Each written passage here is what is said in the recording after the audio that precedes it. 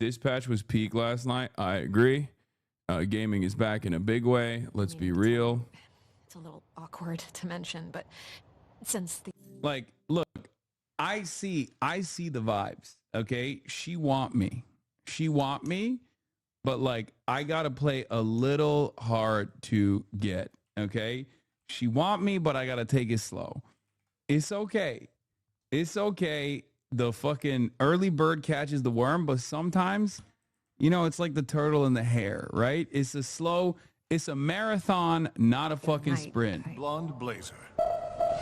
Oh, this fucking asshole. What does he want? Are you ready to go? Who is this? I thought... Bro, when the Trent Reznor hit, I immediately, it's just like, there's no shot. There's no shot, okay? Is that the Trent Reznor? I don't know what it would be. What would it be considered? I don't know. It's fucking bullshit. Omni-Man looking ass motherfucker, dude. They literally designed the character after you. Okay, I don't think that's the case, okay? Because guess what?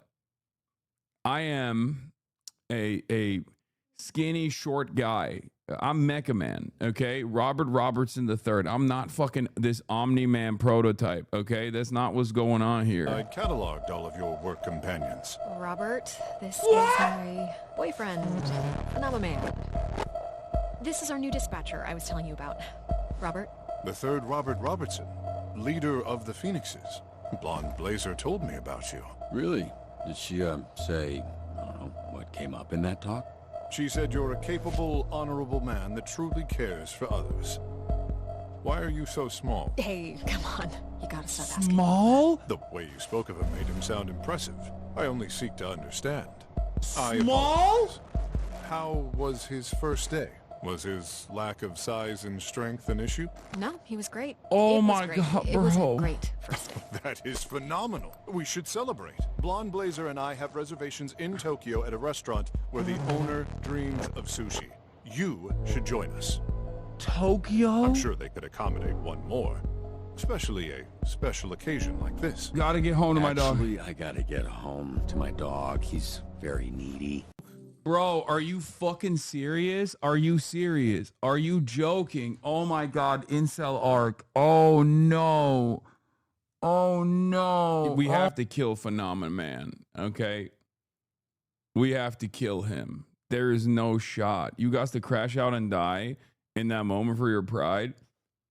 It's crazy, bro. It's crazy. And then he picks my girlfriend up and flies her to Tokyo. And he's like, hey, you got to back away a little bit. Don't want your puny body to get fucking stunned by my afterburners. It is so fucked. Oh no, Mecha Man School Shooter Edition. What the fuck? Oh no, no, no. But she was throwing work my way. What did... I wasn't misreading the chat. I wasn't misreading the signs, okay? I was not misreading the signs. I know what I saw. You made yourself look soy as fuck. She hates him. You should have gone. No, she was telling me to decline the invite, bro. See, I'm reading the signs, and many of you are not, okay? I'm still invested. I'll be honest. I'm still invested. It's still gonna happen, okay? It's gonna happen. You were too busy crashing out that you missed him saying the way she talked about you made you sound big and strong. No, I heard that. But I was too busy focusing on how little I looked in comparison to him. I also learned something about my fucking haters here as well. Chat was saying, like, this is how your haters see you. And I kind of understand why my haters have such... I kind of understand why my haters have such vicious amounts of hatred for me. Like... What is this? The resemblance is uncanny. Hassan cucks himself. I get it. I do get it. I get it. I get it. I get it. Okay, you guys are right. My haters were right. I don't ever wish to make you feel the way I felt as Mega Man Robert Robertson III. You know what I mean? I was Robert Robertson III yesterday, and this Omni-Man archetype cooked my ass. I know what I felt. MAGA Man. I went from Mecha Man to MAGA Man, bro. I know what I felt. Oh my God. Chad Vice this Saturday. Postponed permanently. 34-year-old man learns empathy. What do you mean? Learns empathy. Empathy for what? Why incels get fucking in their feelings? Dear Hassan, please accept my apologies. I was wrong. I hope you can forgive me. Good. Yeah, Hassan Piker apology form. Reason for behavior. The media convinced me there'd be no gaming. I didn't watch the previous gaming streams. I don't know ball. Mercury was in retrograde. I was jealous of Northern Lion viewers.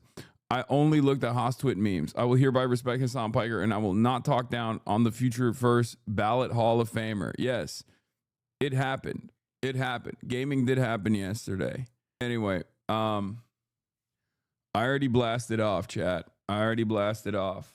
Arc Raiders when? Ellen wants to play Arc Raiders, but I'm on dispatch mode right now, so I told him I probably wouldn't do Arc Raiders today, but maybe on Friday.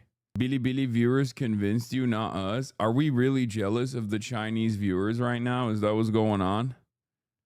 Hassan, you forget that your haters are a bunch of people who spend too much time in front of their computers and not enough time to go to the local park with unsalted peanuts and hard-boiled eggs to feed the crows.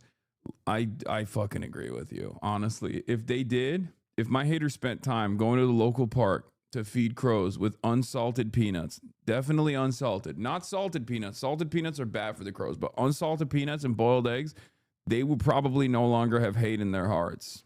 What about Metal Gear Solid with Will? Brother, Will is not even in the country right now. He's in Japan. He is directly on the opposite side of the planet currently. When he comes back, we'll set it up. My ex-girlfriend just called you a fascist. What does that even, like, what is, for what reason? I don't understand. Like, people will be like, Hassan is a liberal. Okay. People will be like, Hassan is a fucking liberal. People will be like, Hassan is betraying the revolutionary cause. People will be like, I just don't understand how people operate like this. Her name is Kala Walsh. Okay, chill on that. Arc Raiders is voice AI slop though. Yeah, I've heard about this. I've heard that Arc Raiders also utilize AI or something. Is that what it is? It seems like a fucking awesome game otherwise though. I don't know why. What did they do with AI? They had like some voice lines or something. This is the big meta. Made AI voice changers with consent of voice actors. AI script on the fly. It's got to be creepy. It's not like there are certain, this isn't like in any way, shape or form. This isn't across the board AI, like a endorsement of AI in general. But I think like there are certain use cases for AI. It's like whether it be improvements within like Photoshop, for example, that utilizes AI. It's one thing that I use all the time. It's like as an example, or like live translations. Like there are use cases for AI. It's not across the board. Like I'm not a Luddite of that sort, even though ironically enough, Luddites were technically on the workers, like the pro worker side, right? It's not like I'm not automatically going to jump to like every instance that AI is bad, even though, as you guys know, I am very, very anti-AI, right? Like there's definitely use cases for AI in terms of taking away some of the lift from route tasks that are too time consuming. I'm more so worried about the cognitive offloading. I'm worried about the displacement of labor. But there are use cases, like solid use cases for reliable AI, solid use cases for decent uses for AI. Who isn't anti-AI at this point? I think there are a lot of people. There are a lot of people that route, like scrote, not route. Did I say root task? Rote task. Whatever, like fucking annoying shit that you don't want to do that is time consuming. This is something that I have consistently talked about, even when I'm constantly ripping into AI. Opinion on people using it to make art, like digital paintings. I hate that shit. I think the worst aspect of AI is generative AI that replaces art, because art is supposed to be the most like art is supposed to be made by humans, man. Like AI art is not art. It's just a machine spitting out a combination of different different artwork of different pen strokes that they've stolen from 17 billion different works of art, billions and billions of works of art. Like, that's not, the environmental factor as well. Wisconsin citizens getting data centers banned from most of Wisconsin is cool by me. EA's generative AI evangelism now includes cover art AI tools were used to showcase the NHL 2026 edition. What is this? Yeah, I mean, these guys are just cutting corners. In Art Graders, it's just the AI voice changer that changes your own voice in-game into another voice. That's not even replacing labor because it's not in-game dialogue. It's your own voice going through a voice changer. Wait, that's how much people were mad about? That's what people were fucking upset about? Because I know I saw the tea a little bit from afar on Art Graders and how like they were not gonna get nominated or anything. They were getting pulled from nominations. No, there were AI voice lines. No, they use it for voice actors as well. Cutscenes have AI voice acting. There is AI voices for vendors, but it was a negotiated contract. I was literally just thinking about this while I was reading about the band sued recording Dogman Star. They spent the recording calling each other the C words, produced a hell of an album until AI. Wait, what? Okay, that seems crazy, but no, the characters and player voice lines have AI voice too. No, they do also have AI for items, shout calling, and NPCs, but I think the scenario still applies. They hired voice actors to call out dynamic events in game. That's a lie. They use AI voice lines for comms callouts. I don't know. Some of the ping voice your character makes is also AI, but their argument is that there are so many voice lines that they can't bring in voice actors after every new update. I mean, it kind of makes sense. Like, I understand it. Yeah, they bring in voice actors, then use AI so they don't have to bring the voice actors back in to redo the lines. The devs did the same thing in the finals. I mean, okay. Doing research through chat. This is one of those things where it's this is one of those things where I think chat is fairly reliable. We're talking about something that's like not as consequential. It's not like I'm doing research about like a political subject. I'm learning about it in real time from chat. In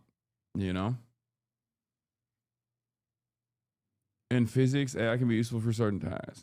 To be fair, do you think artists don't do that? Every kind of art at this point is just an idea stolen from one form or another and simply processed by the human brain as output. When AI art gets to the point where you can't tell the difference, it still evokes feelings from the onlooker. My issue with AI is how it's used under a capitalist framework. I mean, yes, the ultimate problem always is capitalism. It can only displace labor under capitalism. Having said that, I do think you're still wrong. A dog shit doodle of a 5-year-old still has more humanity in it than an automated machine giving you an output that you required. Okay? So I think you're wrong, because the very essence of art, something that is almost inexplicable, but the very essence of art is that it is a human that makes it. Okay? It's almost like the closest you can arrive at conceptualizing the soul. And a robot lacks that. I'm not a very spiritual person, but this is the one area where I personally think that it is like what makes us human. Art is what makes us human.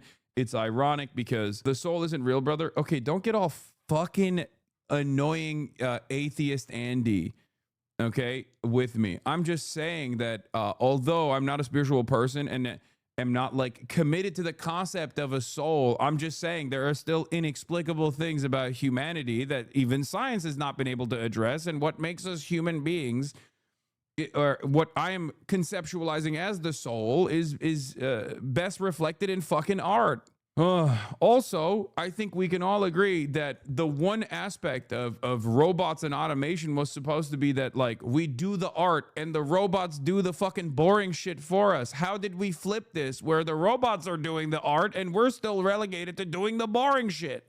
What the fuck? Will this take change if we get the true AI that is indistinguishable from consciousness? Not that this AI is even a fraction of that. Yes. Yes, if it was literally like complete, actual, real artificial intelligence the way that we understand it, then yeah. You should do one stream with emote only, chat, so we can see how much of your anger is because of your dumbass shatters, Hassan. I mean, you already know that. That's like called me. That's called me on a podcast, or me speaking at an event where I don't have immediate feedback from the most aggressive chatters of all time. In any case, what you're describing is an entirely separate piece of technology that doesn't even exist at this moment, and who knows what the world would look like if it did actually exist. So we can only entertain it as a hypothetical. But as far as creativity goes, as far as like our personal human experiences goes, I think that there's like, we're different than a machine, right? Our imperfections is what makes us human, and ultimately our experiences are the work that we put in to become artists. Every fucking stroke of the pen is work that plays a formative role in your output. All of your lived experiences play a formative role in your output. That's what makes art. And the machine replacing this is not like, I don't know what it is, but AI is becoming indistinguishable from, generative AI in some respects is becoming harder and harder to fucking figure out. Okay, stop being utopian. Art is whatever you think is art. Tackle AI from a materialist perspective. Hassan, do you think dialectical materialism is just vibes? Art is whatever you say is art, even if it's soulless. Art is a superstructural construct. It is whatever you want it to be. Tackle it from a materialist perspective. Labor, capital, enclosure, not the spiritual angle. Come on, dog. I think it's fine to allow yourself to feel a little bit, okay? That is the most, I already have given you my materialist framework, okay? In terms of the damages of AI, it specifically is it's a damaging construct because it is being developed under a capitalist organization of the economy, which means that it's used as a labor displacing mechanism in an effort to draw out higher profit margins. Having said that, however, in terms of like art in and of itself, like what makes art, or what makes the things that you look at, yes, it is subjective. One argument is art is whatever makes you feel things. Okay, well, AI art makes me feel nothing, or it makes me angry. Okay, and I guess in that respect, it is technically still art. I'm not going to relitigate the whole like modern art is not real art because it's so stupid. Somebody put a ham sandwich to do critique of how silly modern art is. Someone made a ham sandwich and snuck it into a modern art gallery and put it on the wall, and everyone thought, wow, this is brilliant. Ironically enough, that in and of itself is also performance art in some ways. Okay, that person, without realizing, did critique of modern art and simultaneously engaged in art. But again, that person itself was a human being that put thought and effort and the initiative into this critique. I think I saw a deepfake of you that Lonerpox reacted to and blew up at you for like 2 minutes. You were saying something about Jews working in the Nazi party. It was super out of context, but something about it felt really not right. I don't even know what this is referencing, but it probably wasn't. It probably wasn't AI. It was probably just like the regular ass out of context shit, you know? Also, who cares? We literally learn to draw before we can talk. If anyone thinks art is anything other than an intrinsic language we all use to express ourselves, then I am sorry, grow up. Being a purely logical, I have no feelings. Andy is unproductive as being a sycophant. Not going to hear arguments about art from a community that watches loner box clips. Sorry, chatters. Yeah. I remember you saying that. It was out of context. Of course. Also, there were Jewish people working within the administrative structure of the Nazi party. What the fuck? Are people just like literally engaging in revisionist history now in an effort to get some dunks on me or something? Like, what the fuck? That did happen. What? Like it under no circumstance am I blaming Jewish people for the Holocaust in any way, shape, or form. And I don't even remember it in which context I was talking about the historical relevance of this. But, you know, can you find a source on that? I didn't find anything. You didn't find anything. You did not find you didn't find anything about Jewish people working within the Nazi ecosystem, the Nazi party structure. Did you actually Google this? Here's the clip. It was from your interview with the Matter. I mean, why are you showing me these fucking losers, brother? Just give me the OG clip. Who gives a fuck about what these guys have to say? I'm kind of sad about the fact that the majority report is still so platinum pilled that there's new documentation about him having lied about not knowing his tattoo meant that they're actively not interested in. It was during the Trigonometry podcast where you critiqued the head of the Reform Party for being Muslim.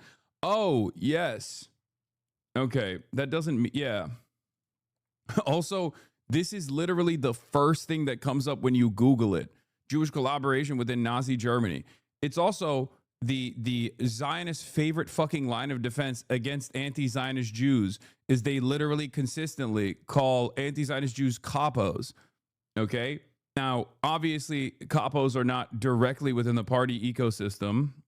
Having said that, you know, it's something that I think many of my critics who themselves are upset about my statements about Israel are very familiar with, because it's a slanderous term that they deploy against anti-Zionist Jews with regular frequency.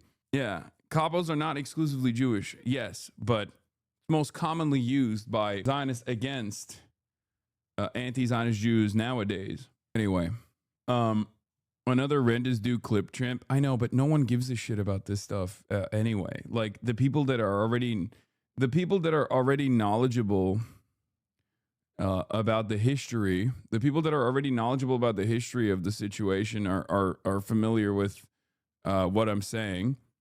Okay. And the people that are just trying to get fake mad about it are doing it in bad faith because they've already lost the fucking entire argument. That's it. They've lost the argument on Israel, so they just will endlessly try to punish people that were on the right side of history.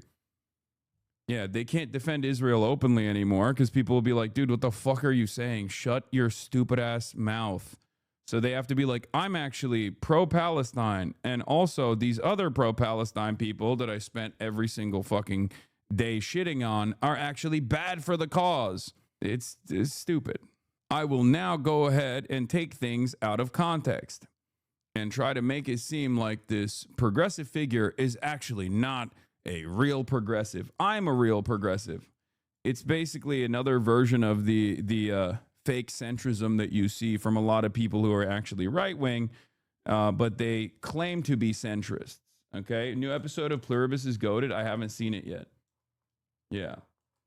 I mean, there are varying degrees. There are varying degrees of, they're mad that you get more attention from the Democrats, just jealousy. I know. They should try doing good politics and having a worldview that they can, a worldview and a project that they want to advance. Half the time it's not even out of context, just people being absolute dumbasses. Yeah. My favorite version of this is the people that just completely hallucinate an alternative reality, and there is definitely an audience for it. I don't know where I saw this, but someone was talking about like how Asmongold did a video on me getting canceled. It's like Hassan is finished. His audience is coming after him.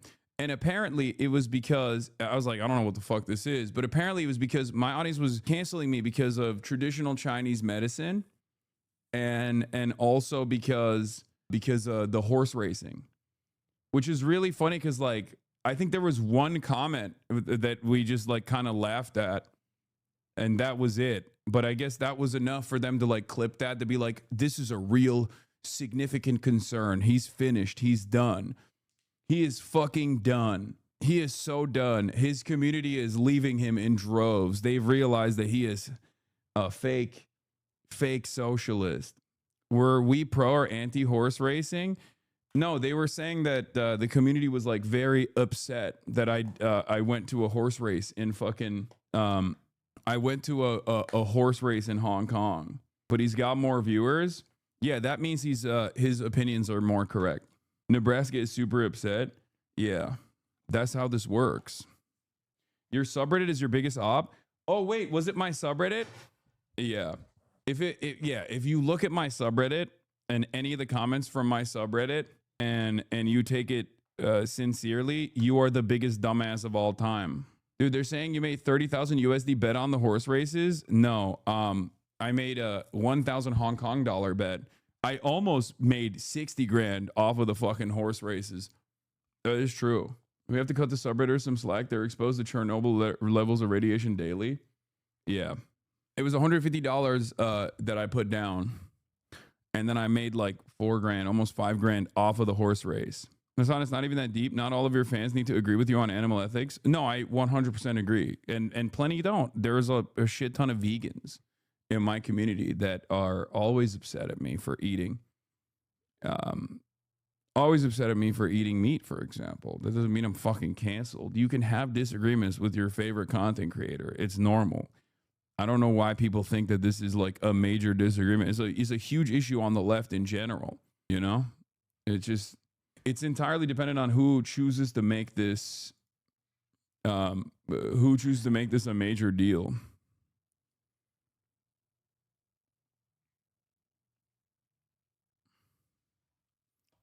Yeah, there was also the people who were like socialism. Anyway, have you ever ridden on stream? No. But I want to. I was good until you fled for a blonde blazer when Invisigal was right there. That's what made me stop being a fan. Okay, well, I will not be taking this disrespect. I will not be taking this disrespect. I think I did the right move. Do you think you can still ride? Yes, I can. Horse races, exploitation of animals to accumulate capital via gambling is a real L. Well, guess what, dude? It felt really good to win, though. I'm just saying. The fact that you called Waterboy a fucking loser was enough for me to burn all my mom's Hassan merch. 3 people shot in downtown Washington, D.C. What the fuck? What the hell is going on? Blocks from the White House. Shooting confirmed by police in Washington, D.C. Took place blocks from the White House near the intersection of 17th Street. The coroner is home to... Okay. All right. Well, we'll get to that when we get to that. Well, I don't know what's going on, but here... Let's start with the breaking. Here's some news out of Hong Kong. At least 36 killed in Hong Kong fire with 279 still missing, authorities say. We're going to start here. Some of the chatters are so fucking psycho ever since the China trip. I know. There are... well... Every new thing I do, I pick up. Every new thing I do, I pick up a new variant of hater, right? Like there's people who are like, I really like Hassan, but I fucking hate China. And now I'm hearing about, you know, him liking China, and that's really fucked up, right? Or there were plenty of October 7 leavers and stuff. This is going to be the story of the day. Yeah, every new thing that I do, there's going to be some fucking haters.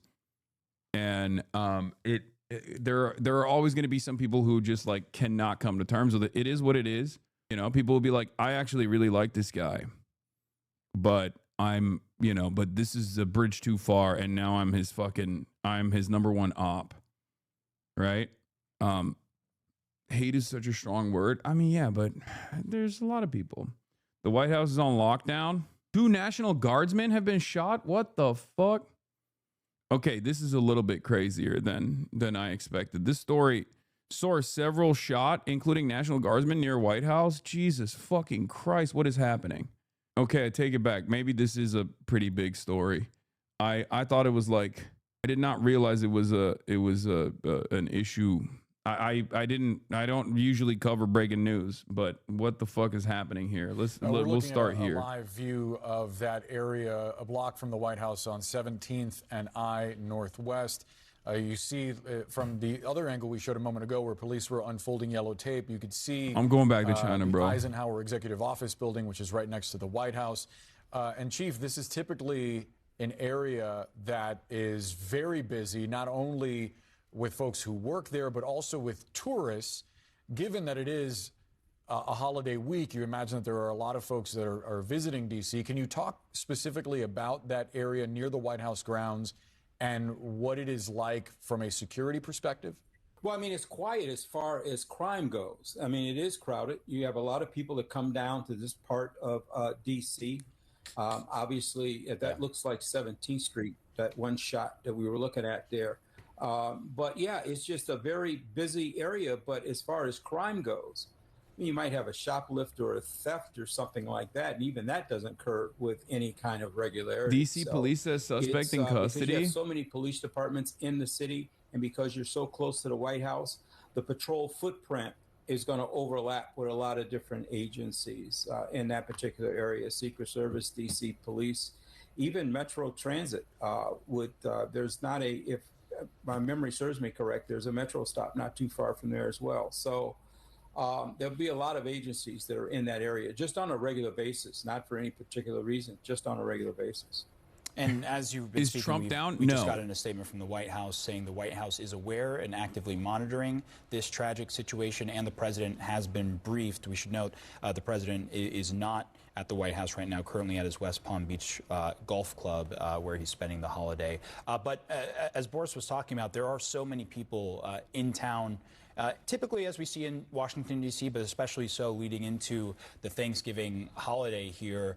I mean, just talk a little bit about how tourists generally should approach the security situation in a place like D.C., where, as you mentioned, there are many different security apparatuses here. There are lots of moving It's incredible parts how condescending you are. What do you mean? To a situation like this, About what? About what's going on right now? I haven't even said anything. Tourists, I mean, Chatter might be on rewind right now. enjoy the city. I mean, there are obviously going to be some areas that, you're going to see heightened security around the White House, for an example.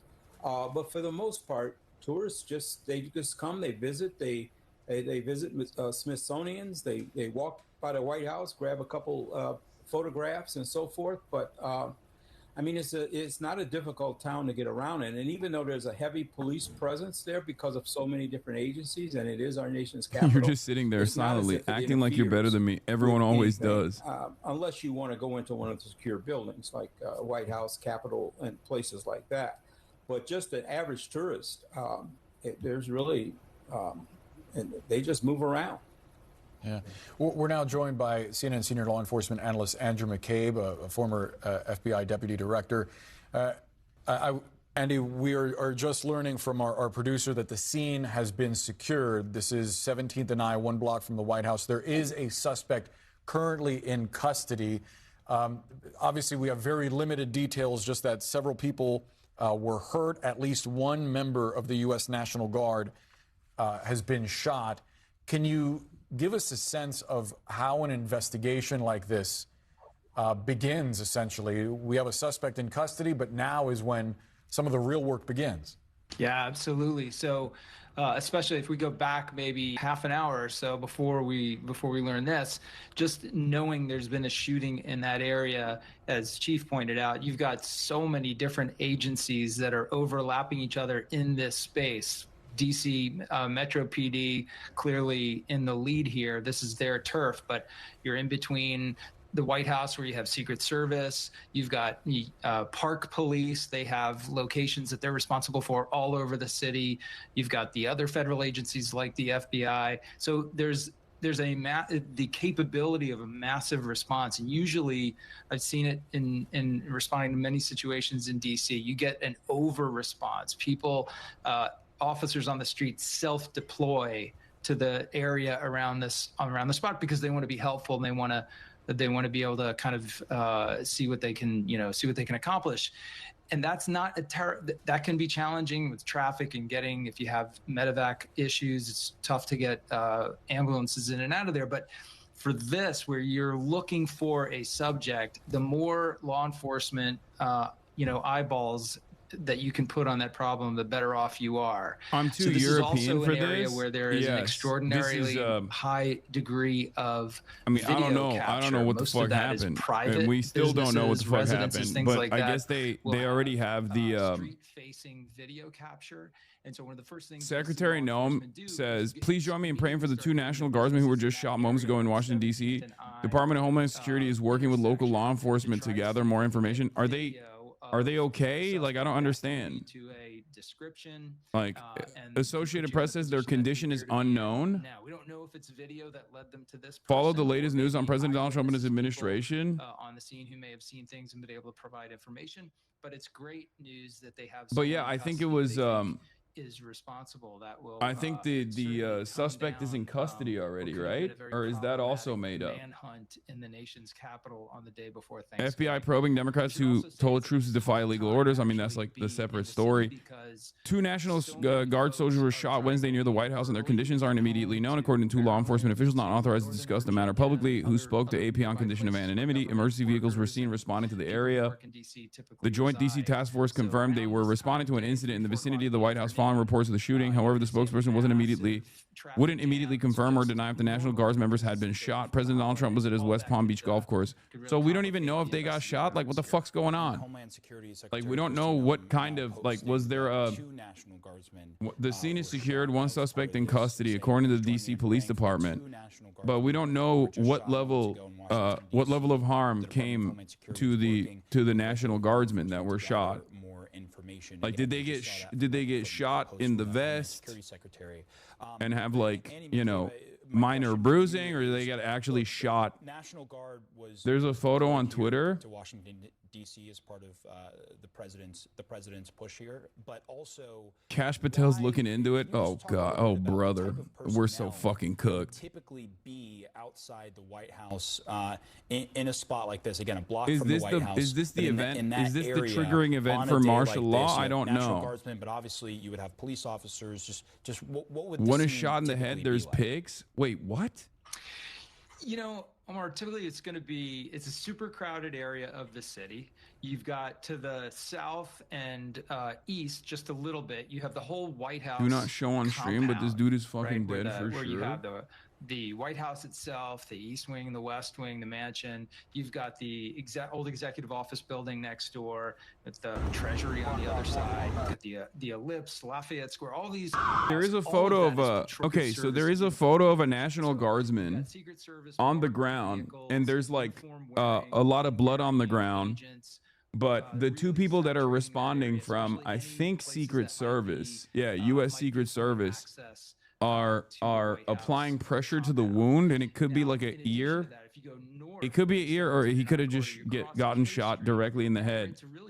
But I don't know. I can't tell from this photo. Accounting firms, the lobbying firms, major corporate offices are all right in there on that, like, K Street corridor, L Street, all those areas going up Constitution Avenue into the more northern part of the city. Or a non-fatal shot to the head. Yeah, it could be. Office workers, professionals, people who Trump make their way to the metro train, or going down into the garage and bringing their vehicles up onto the street. So a lot of traffic, a lot of crowds, a lot of chaos in there normally. In addition, you have all those other law enforcement entities that we talked about. And any one of those entities, Park Police, FBI, Homeland Security, could have units out in vehicles doing whatever businesses they have to do. Just patrolling, conducting investigations, in the case of Homeland Security folks, conducting maybe immigration activity. So it's a very dense, kind of charged area, both with civilians, with the people like cabinet members and people who would be going in and out of the White House doing business, and law enforcement. So that's why I think on our video now you're seeing a lot of those different uniforms. Now, so add to this very confusing picture the National Guard, who've been around in D.C. for a little while, so they're not quite as novel as they were in the first week or two. But these are folks who've basically been thrown into a pseudo law enforcement function, most of whom don't really have law enforcement backgrounds. And that adds, I think, a real wild card element to this thing. We don't really know how those folks would respond if confronted with a violent incident on the street with an armed person. So there's a lot of variability, I think, in the platform here, and so we'll have to just wait to see what more facts develop from the investigation. Very important perspective there, as we're getting a new vantage point of the scene, just about a block from the White House in Washington, D.C., where we've learned there's been a shooting. At least 2 National Guardsmen, according to DHS Secretary Kristi Noem, have been shot. Police say that a suspect is currently in custody. Unclear at this point whether those guardsmen were actually targeted, whether they were responding to an already unfolding incident. Those details are being gathered as we speak, and we see a very large law enforcement presence there. We've seen I just ATF, don't know. U.S. Marshals, I don't FBI, know what the response to this will be, because I feel like the counter to this is like, oh, National Guardsmen didn't even stop the leftist violence. Like they'll say like this is Antifa left violence, and then they'll say if the National Guardsmen couldn't stop this leftist Antifa violence, like I don't know who is supposed to be able to stop this Antifa leftist violence from Trump's perspective, and that they might say, they said suspect in custody, not the shooter. Well, I mean, yeah, the suspected shooter is in custody. Obviously, you're going to want to make sure that you, at some point in time, interrogate that person, but first you want to secure him. We don't know. He could be one of the people shot. I mean, we just don't know a lot of information right now. I mean, so it's going to did they send the Marines in this situation? Exactly is that what they would justify? I don't know. They'll probably try to say that this is like all a consequence of like violent leftist rhetoric. Response, and I heard Andy mention it'll be a consequence of violent leftist rhetoric. So close to the White House, you almost get they'll say, send in the Marines, or they'll say we have to be more aggressive in our apprehension and our prosecution of like people who are engaging in any sort of criticism of the administration's actions. I would imagine between interviewing witnesses, securing individuals. If the suspect is wounded at the hospital, you got a guard there. You got to process the crime scene, and hopefully they're not trampling all over the crime scene. I see tape up, but nothing happened after Kirk. People thought that would be a triggering event. I don't think Trump would do something for a National Guard dude, to be honest. I know, but it's a buildup, right? It's a buildup. It's a steady. There was a lot of demand from the MAGA base after Charlie Kirk. They were screaming bloody murder, and they wanted revenge. They wanted revenge to be taken on the left. And I think like they tried to test it. And it didn't work that well. And basically, I feel like this is another point that they can add on to the consistent flow of propaganda. Point in time, seeing National Guard troops on the streets of D.C. would have been a little bit more unusual. It's become a little bit more of the norm over the past few months as troops from multiple states have been in D.C. as part of President Trump's anti-crime crackdown. But one of the dynamics that Andy McCabe was talking about was sort of, usually on the streets you see police officers, you might see federal agents that typically are more used to interfacing with the public or dealing with situations, unfortunately, like this. We still don't know the circumstances here, but can you just tell us a little bit about how police are typically trained if there is a confrontation on the streets, if they run into a situation where someone may come up with a weapon, and where to go from there?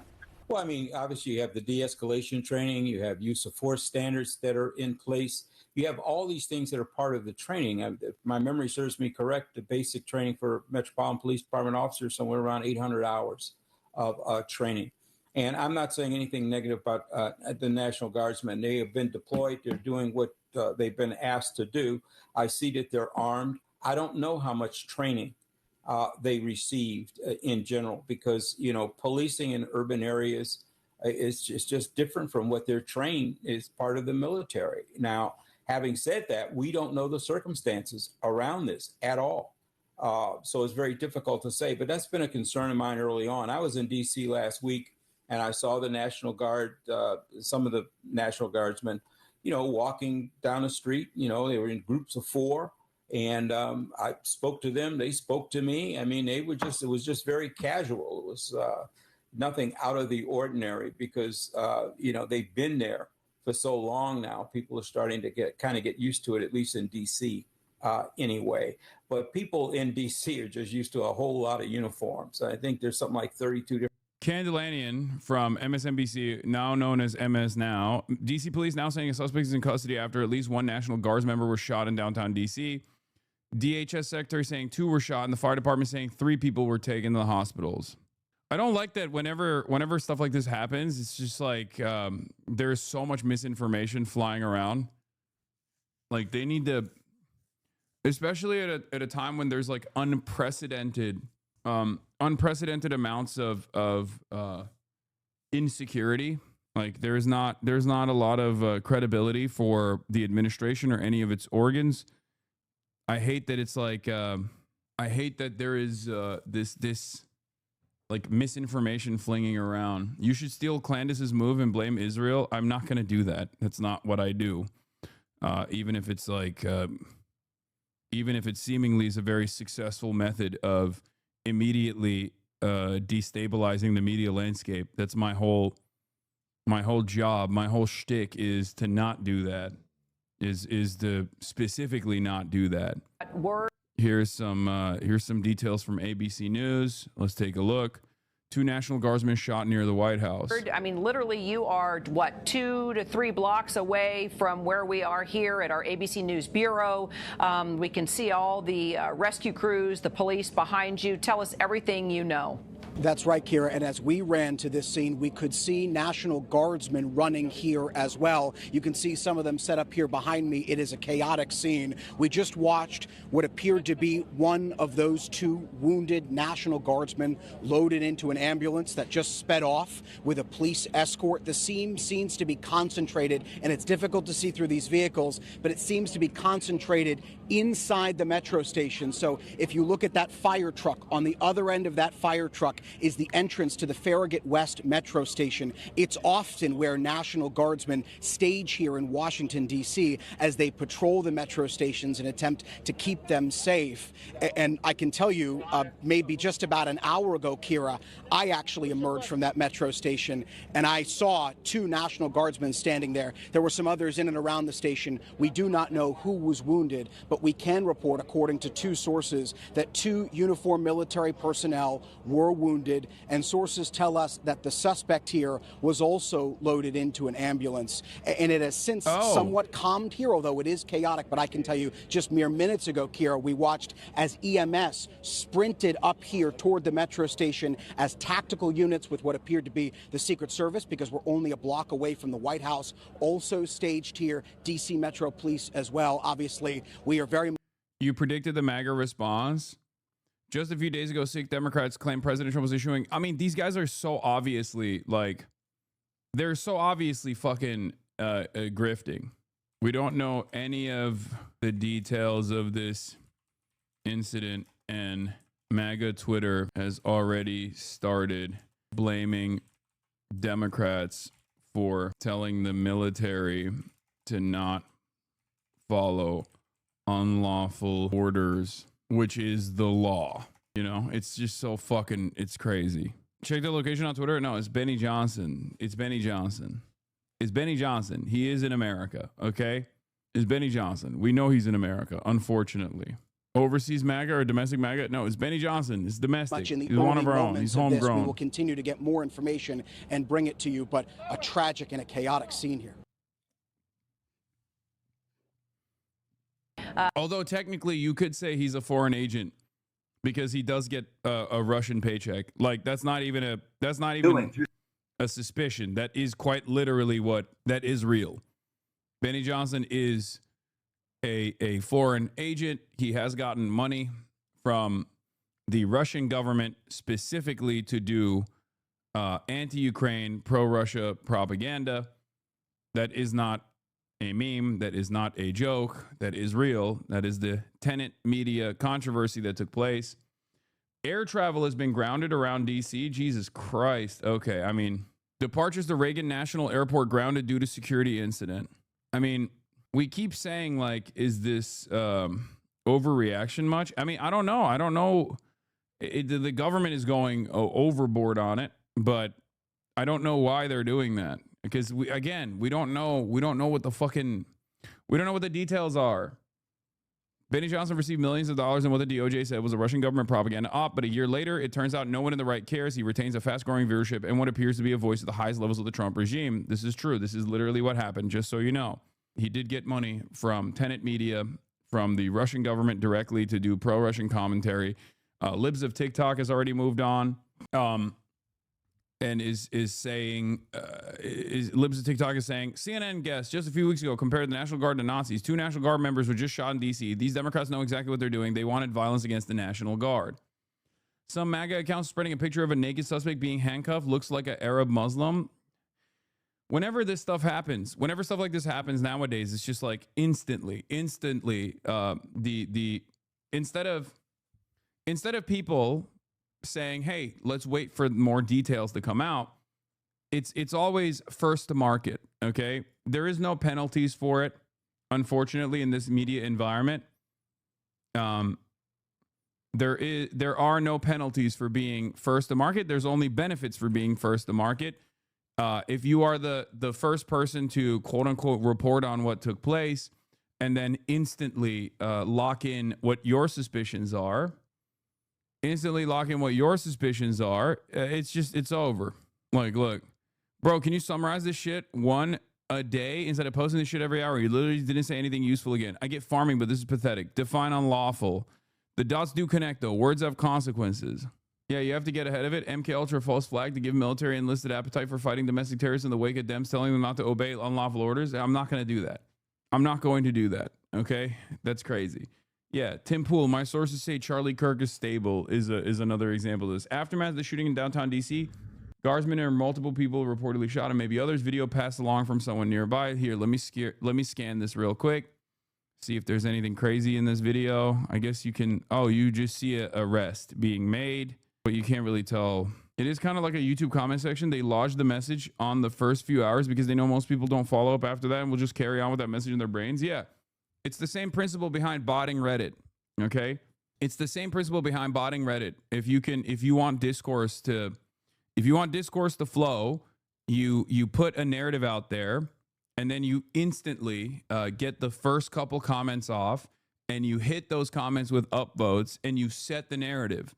And then once you set the narrative, it requires a tremendous amount of undertaking to actually anchoring bias is correct. Exactly. Once you literally create the bias narrative, even if it's completely backed up with misinformation.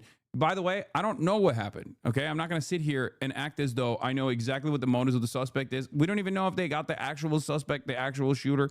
Okay. But basically this is exactly how the right operates. In the aftermath of every single shooting, and there are a lot of them in the United States of America, the right will automatically go, this is transgender, this is Antifa, this is the radical left, this is the radical Democrats, right? And they will try to set a narrative. And once additional information comes out that oftentimes will directly contradict that evidence, they'll just move on. They'll either double down because there's no penalties, or they'll just move on to the next story, right? And there is basically nothing. There's basically nothing. There's no defense system. There is no accountability system to try and get ahead of this like misinformation. And even in this situation, I'm not even saying that this might not be correct. This might not be I'm not even saying that this isn't one of the few instances where this is like a radical, Democrat or whatever, right? I'm not saying that at all. It could be, but we don't have any evidence for it. And they're just going along with this just like they do every single time. Okay. We just simply do not know. We don't know anything yet, right? We don't know what the condition of we don't know the condition of the shooter. We don't know the condition of the National Guardsman. Like, we're trying to piece together details and try to figure out exactly what took place. But before we can even figure out what the fuck's going on, everyone on the right, including the fucking president, runs along with whatever narrative they want to use. It's crazy. I think this is a very dangerous media environment. Open Presence, thank you for the 25 the subs. Donald J. Trump posts on Truth Social. You want to see the pic of the alleged suspect circulating? It's NSFW? Sure. Who cares about the condition of the shooter? I do. What do you mean? Of course I care about the fucking condition of the shooter. That's how you can figure out if the shooter is still alive or if the shooter is dead. That's how you can actually interrogate the suspect. What do you mean? Was it the actual suspect that they apprehended and shot? Or was it a fucking bystander that they thought was the suspect? Of course you should care about all the fucking details. What are you talking about? This is not a controversial opinion. I cannot believe that this is even being considered as a controversial opinion. What kind of fucking stupidity is running amok in my goddamn chat? Yes, Of course you have to care about the fucking condition of the suspect as well. How else are you going to do conduct a serious investigation? It makes it much more difficult to figure out and identify what the motives are. For example, photo of civilian possible suspect in Farragut West shooting, looks like an Arab Muslim. He's handcuffed and stripped. Okay, the idea that like again, they're saying that this is a Arab Muslim. Jesus Christ, dude. Wait, is he fully naked? What the fuck? Again, I don't even know if this person is from the shooting. This account claims they took the photo. Source of this picture. If it was a suspect, you really think there would be no police or Secret Service agents surrounding him? Just DCFD? Clearly looks like a person that is being restrained, possibly due to mental health. Probably not even from today or related. It's real, taken directly from above the scene. Yeah, I don't know. I can't trust random anonymous Twitter accounts. It could very well be true, but again, I'm going to maintain my healthy skepticism on who on any of this information until it's coming from a reliable news outlet. And even reliable news outlets can sometimes be a little bit unreliable.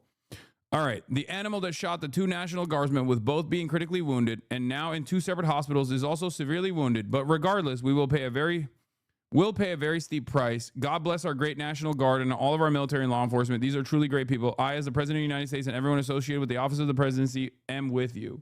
Are we cooked? I don't know. I don't know what. I mean, we're always cooked, but it's just a matter of how cooked we are. Like, we don't know how cooked we are yet. Everyone in America is cooked, regardless of whatever their politics are. Okay, we are living under the Trump administration. People are cooked because they can't afford things. People are cooked in general. People are cooked because the administration is incompetent. People are cooked because there's an incredible amount of destabilizing misinformation in the current media landscape. We're already fucking cooked, regardless of this shooting. We were cooked yesterday, and we're going to be cooked tomorrow. It's entirely dependent on the details of the shooting and how the administration moves after the shooting. That will determine how cooked we are. We might be deep fried, or we might be, moderately cooked, but we are cooked nonetheless. The shooting is not. This shooting is not entirely the reason. National Guardsmen were shot. The D.C. police say that 1 suspect is in custody and that the scene is secure. That's according to the D.C. police, according to Kristi Noem, and according to sources who are talking to CNN. Now, our photojournalist Joe Merkel said that a witness to this said that she heard gunshots and that she saw 2 National Guardsmen getting CPR. That is one detail we can give you, according to a witness who spoke to a member of our team here, Joe Merkel. Again, they're trying to secure the scene. They are trying to move vehicles and people away from this scene so that they can just get some more clearance here, guys. That's what I can tell you from the scene here. We hope to get more information very shortly. Yeah, an active scene still behind Brian with some traffic moving by, but also blocked off. I want to bring back in our panel as well. Jonathan Wackrow, former Secret Service agent, Chief Charles Ramsey, former Metro Police Chief, and former Deputy FBI Director Andrew McCabe. Good to have all of you here. Chief, I want to start with you because we heard and saw some of Brian's report there that yes, they had the main portion of the scene, of course, that had investigative value blocked off, but also trying to manage what was clearly a fast-moving, leaving work, traffic situation going on the other side of this. When you try to secure a scene like this and obviously begin a very serious investigation with 2 guardsmen shot here, how do you balance where that scene, where the division of that scene is from where the public can access versus this, and how do you control when this does happen in the middle of a busy metro area like this? Well, they certainly have enough resources there on the scene.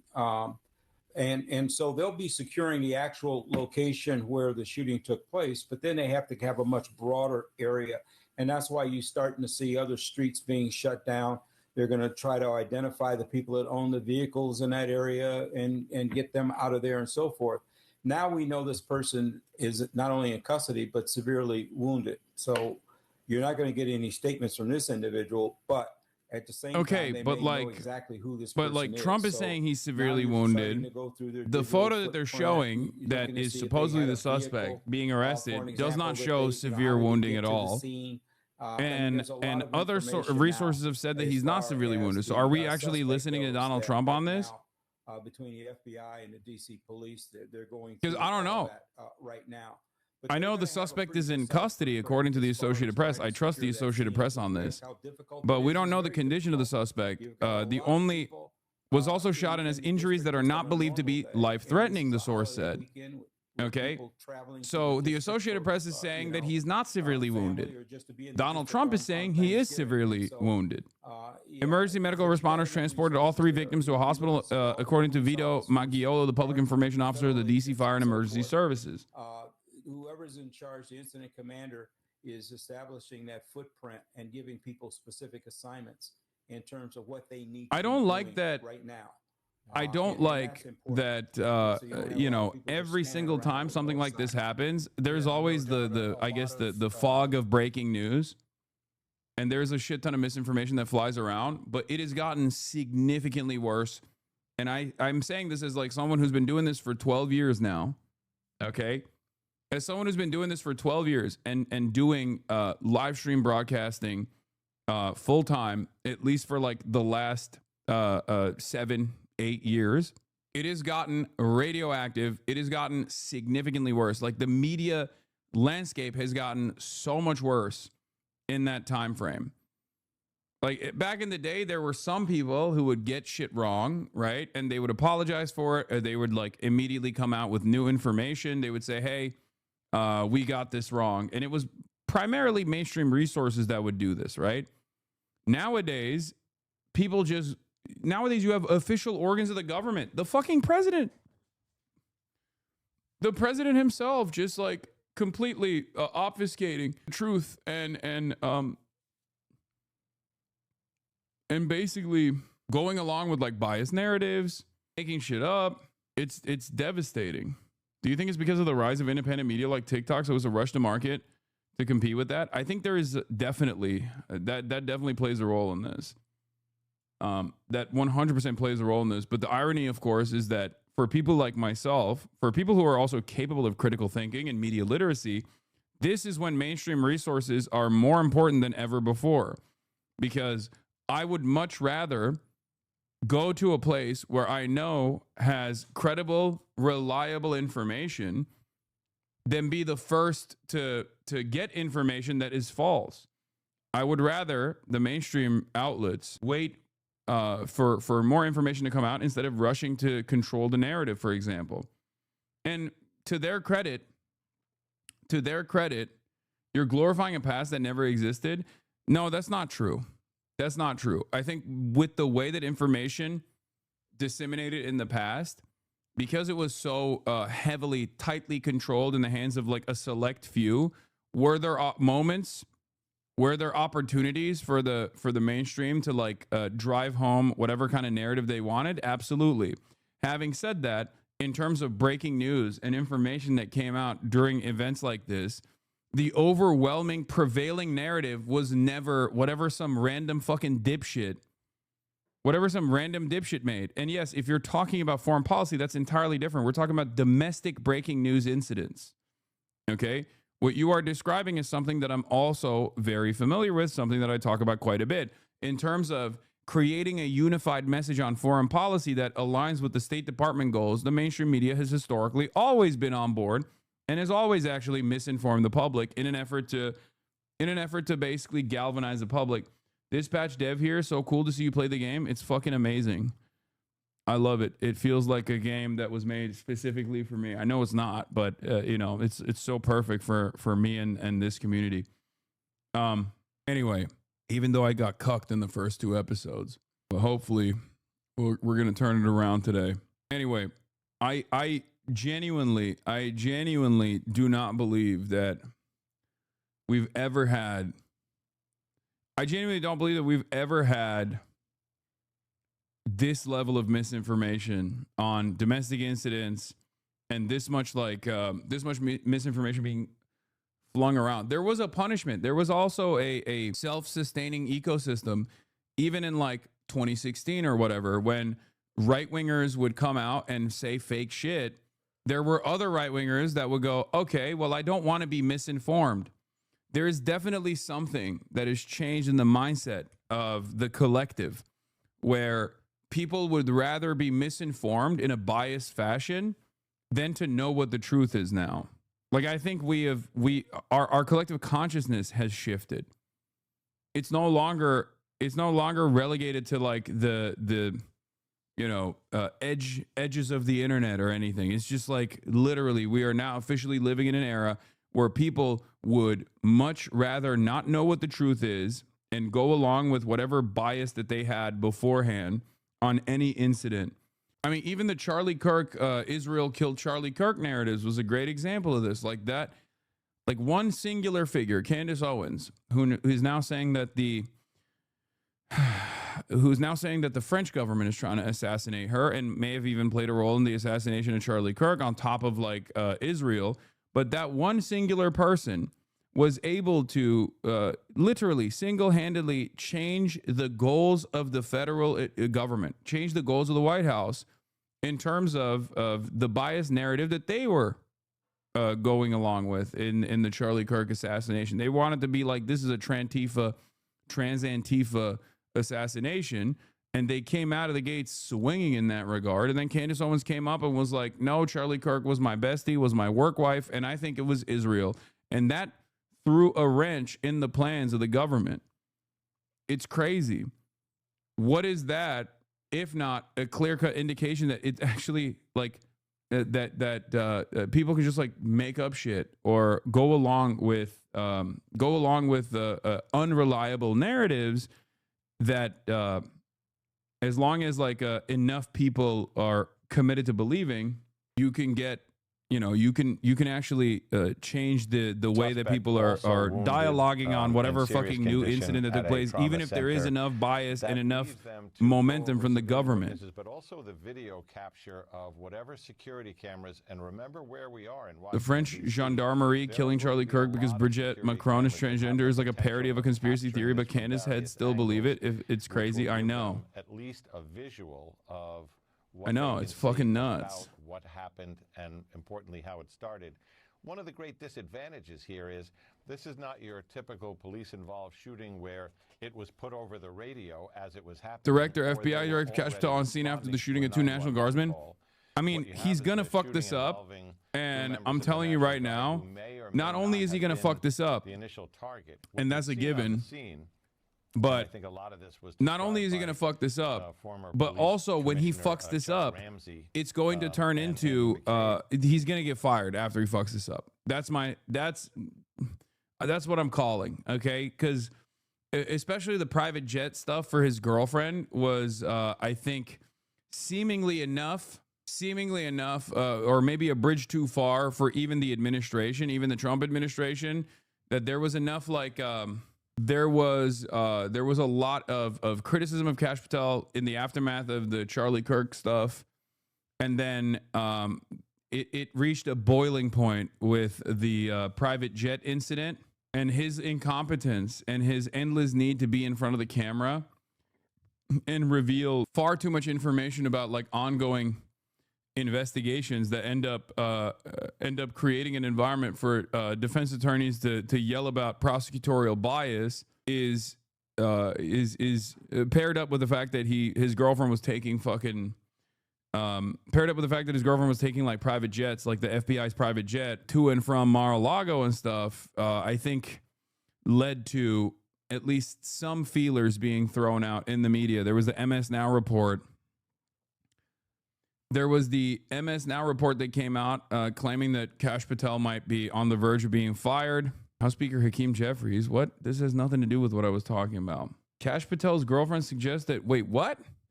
Kash Patel's girlfriend suggests that Senator Mark Kelly's video is responsible for the shooting of the National Guard. Okay, this is the narrative, I guess. This is the narrative for MAGA. They're going to say Mark Kelly is responsible for the National Guardsmen being shot. They're not going to go with like, this is trans-Antifa. They're going to say this is actually the Democrats. Liberal Democrats are responsible for this because they said that a couple liberal Democrats came out with a video saying that you have a duty to not follow unlawful orders. This was from a couple days ago. a bunch of Democrats came out and posted a video. Does anyone have the video? I'll just show it to you right now. It's fucking crazy because like there are different routes that they can go with, and this is one of them, and they are predictably choosing the dumbest one, I think. They can't say Antifa as there is no Antifa. Like you keep saying there's no prominent left wing that people can point to. Yeah. Trump backs Kash Patel after report that he considered. Here was the Kash Patel saga. Trump said he backs Kash Patel after there was a report that a report came out that said that he was considering ousting the FBI director. But reports like that don't get floated around unless there is already discontent. Okay. This kind of information only comes out because there are some people in those rooms that are sending this information to the media. Okay.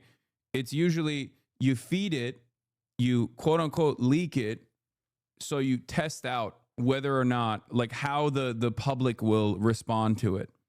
Trump comes out and says it's fake news. It doesn't really matter. A couple weeks later, you'll see whether or not it was fake news or not. Okay. The Roach King is already running with that narrative right now on his channel. Someone, it's also your fault. Yeah, everyone has their own version of everyone has their own dog in this fight, right? Asmongold has horse blinders on, and I'm his number one op, so of course he's going to always lead back every new thing that happens in the media back to me. But that is utterly irrelevant. That is utterly irrelevant. What's more relevant is, I think, what MAGA Twitter is going off of. And MAGA Twitter is saying that it's like the Democrats that, like, that was the big story, right? The big story for MAGA this past week was that Democrats were saying that, you have a duty not to follow unlawful orders in the military. And that's, I think, the reason why these guys are all going along with that narrative, saying that it's the Democrats that said you have a duty in the military to not follow, defy unlawful orders. Here, this is the video. Okay, breaking: elected Democrats just released a video encouraging members of the military to commit treason and defy orders for Trump and Hegseth. They did not do that. They actually elected Democrats. And all of them are either like CIA or actually are veterans themselves. They did not actually say you should commit treason. They said you have a duty not to follow unlawful orders. That is the truth. That is literally one of the most important differentiating factors within the American military as opposed to other militaries in general. Go offline. Okay, you got it. Lissa Slotkin. Senator Mark Kelly. Representative Chris Deluzio. Congresswoman Maggie Goodlander. Representative Chrissy Houlihan. Congressman Jason Crow. I was a captain in the United States Navy. Former CIA officer. Former Navy. Former paratrooper and Army Ranger. Former intelligence officer. Former Air Force. We want to speak directly to members of the military and the intelligence community who take risks each day to keep Americans safe. We know you are under enormous stress and pressure right now. No is treason. Trump is correct. The American military literally has, like, this is different from other militaries around the world. Whether people oblige or not doesn't matter, okay? But having said that, it is literally a rule in the rule books, okay? It is a part of the code of military conduct. It is right there when you're swearing your fucking oath. It straight up says you as a sworn officer have, or a military active duty service member have a duty to not abide by unlawful orders. Okay. This is simply, you can even disobey a superior officer. Disobey a superior officer. Defenses to the UCMJ Article 90 and UCMJ Article 92. Okay. It is a part of the military code of conduct in the United States of America. In the United States of America, this is a part of the military code of conduct, okay? Their oath is to the Constitution and not to their commanding officers or their superior officers, and that, therefore, if their commanding or superior officers give them an unlawful order, right? Like execute a prisoner of war, for example, you have a duty not to oblige. Okay. it is illegal to execute a prisoner of war, for example, right? You're not supposed to do that. If your superior officer gives you an order to execute a prisoner of war, you literally can say, no, I refuse. You will still most likely get thrown in prison, okay? You will still most likely get thrown in prison, but the reality of the matter is the courts, like military courts, will find you to be acting out in a lawful manner. Of course, if the action is deemed lawful, then that soldier is royally fucked. This is true, but it doesn't matter, okay? West Virginia governor is claiming that both of the guardsmen have passed away, but I don't know how much we know about the fucking, I don't know. I don't know if I can actually trust the West Virginia governor here, but it is with great sorrow that we can confirm both members of the West Virginia National Guard who were shot earlier today in Washington, D.C. have passed away from their injuries. These brave West Virginians lost their lives in the service of their country. We are in ongoing contact with federal officials as the investigation continues. I guess we can trust the governor on this. I don't know. The entire state grieves. I don't know what to trust anymore. You're fucking wrong, bro. Just admit it. Trump was right about everything. Yes, you're correct. Trump is right about everything. I mean, I guess if he's saying it, I mean, he is in charge of, he would know. Because if these were West Virginian National Guardsmen, then he would probably know. Is the Associated Press reporting on their deaths? If they are, then yes, this is real. National Guards members have died in the shooting near two West Virginia. Okay, so both of the National Guards members from West Virginia were killed. Two West Virginia National Guards members shot Wednesday near the White House have died, the state's governor has said. Governor Patrick Morrisey confirmed their deaths in a social media post. A suspect now in custody was also shot and has injuries that are not believed to be life-threatening.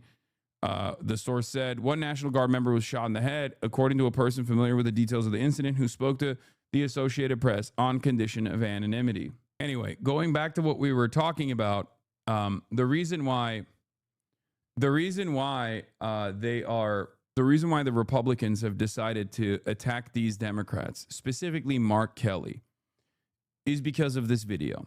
Okay, this video came out last week, November 18th, 2025. They released this video saying, you have a duty not to follow unlawful orders if your superior officer commands you to do something that is unlawful. Okay? And this seemingly is the direction that they're going to take this incident in. Okay? Here, this is the video. Americans trust their military. But that trust is at risk. This administration is pitting our uniformed military And intelligence community professionals against American citizens. like us. You all swore an oath. To protect and defend this Constitution. Right now, the threats to our Constitution aren't just coming from abroad, but from right here at home. Our laws are clear. You can refuse illegal orders. You can refuse illegal orders. Yeah, this is literally just correct. Okay? This is just straight up a thing you can say. Okay? This is as totally normal of a thing to say as is like you have a First Amendment right, you have a Fourth Amendment right. You know what I mean? If they came out and basically said like, oh, you know, you have a right to not you have a right to not get harassed by police officers and have them break into your house. Like, you should know your rights. You know how like ICE, there are anti-ICE initiatives from like the ACLU that will tell people both in Spanish and in English like what rights you have if there is a raid being conducted. If there is a raid being conducted on your home, if they don't have a judicial warrant, they do not have a right to come into your house, right? They will try to trick you. They will try to break into your house. Like, basically saying that these are your constitutional laws, or these are your constitutional rights, is not actually something that is illegal. It is illegal to technically violate the Constitution. You must refuse illegal orders. No one has to carry out orders that violate the law Or our Constitution. We know this is hard and that it's a difficult time to be a public servant. But whether you're serving in the CIA, The Army, Our Navy, The Air Force. your vigilance is critical. and know that we have your back. Because now, more than ever, The American people need you. We need you to stand up for our laws our Constitution, and who we are as Americans. Don't give up Don't give up. Don't give up. Don't give up the ship. Yeah. And for the record, they launched an investigation into Mark Kelly. Yeah, the White House has supported the Department of War's investigation into Senator Mark Kelly, and I think what Senator Mark Kelly was actually trying to do is intimidate the 1.3 million active service members. That is fucking ridiculous. Remember, the American military is vast. The American military is diverse. The American military reflects the American government and the American population.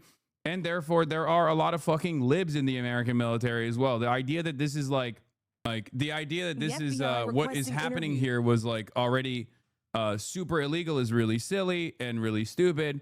But the FBI was seeking interviews with them lawmakers over the video because it's lawfare, it's intimidation. They're trying to, it's not going to work. Or even them trying to fucking tie this new shooting that took place that killed 2 National Guardsmen from West Virginia in D.C. This is breaking news for those of you just tuning in. Them trying to tie it back to these 6 Democrat lawmakers is idiotic, okay? With 6 Democratic lawmakers over this video they posted on social media with a message to service members. Our laws are clear. You can refuse illegal orders. You can refuse illegal orders. You must refuse illegal orders. Yeah, for those of you who don't know, this is it, okay? At West Point, cadets walk past a plaque that says our officers must follow the law if orders ever conflict with it. That is how our military has protected this nation for generations.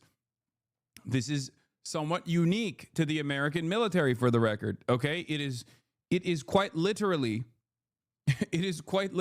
a fundamental difference with many other nations' militaries, okay? That the military, first and foremost, serves the Constitution, does not serve the whims of the president. I'm not like getting super libbed up here. It's just facts, okay? Our American Code of Military Obedience requires that should orders and the law ever conflict, our officers must obey the law, okay?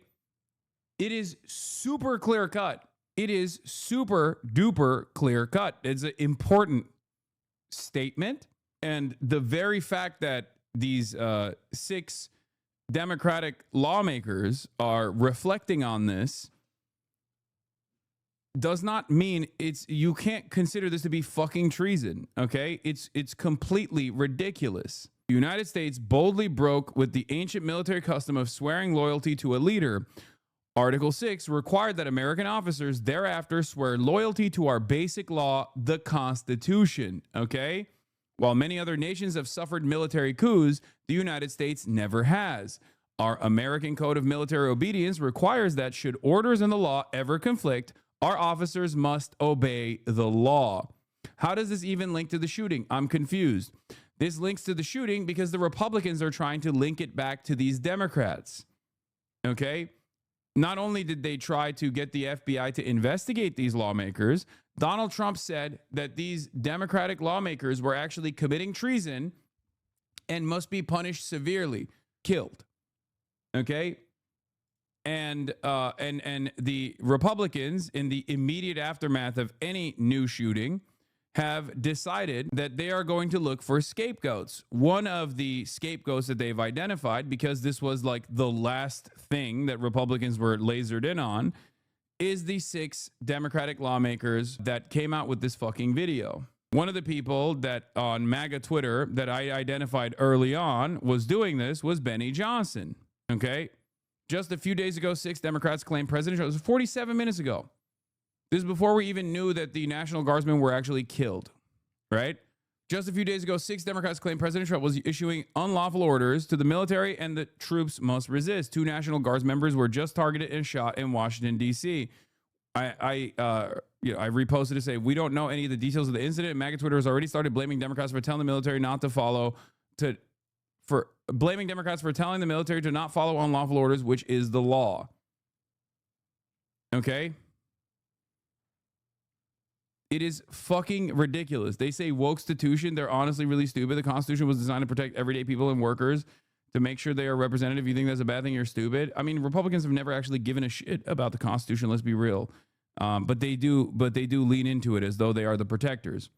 Now, here's Kash Patel's girlfriend, Alexis Wilkins, who also said,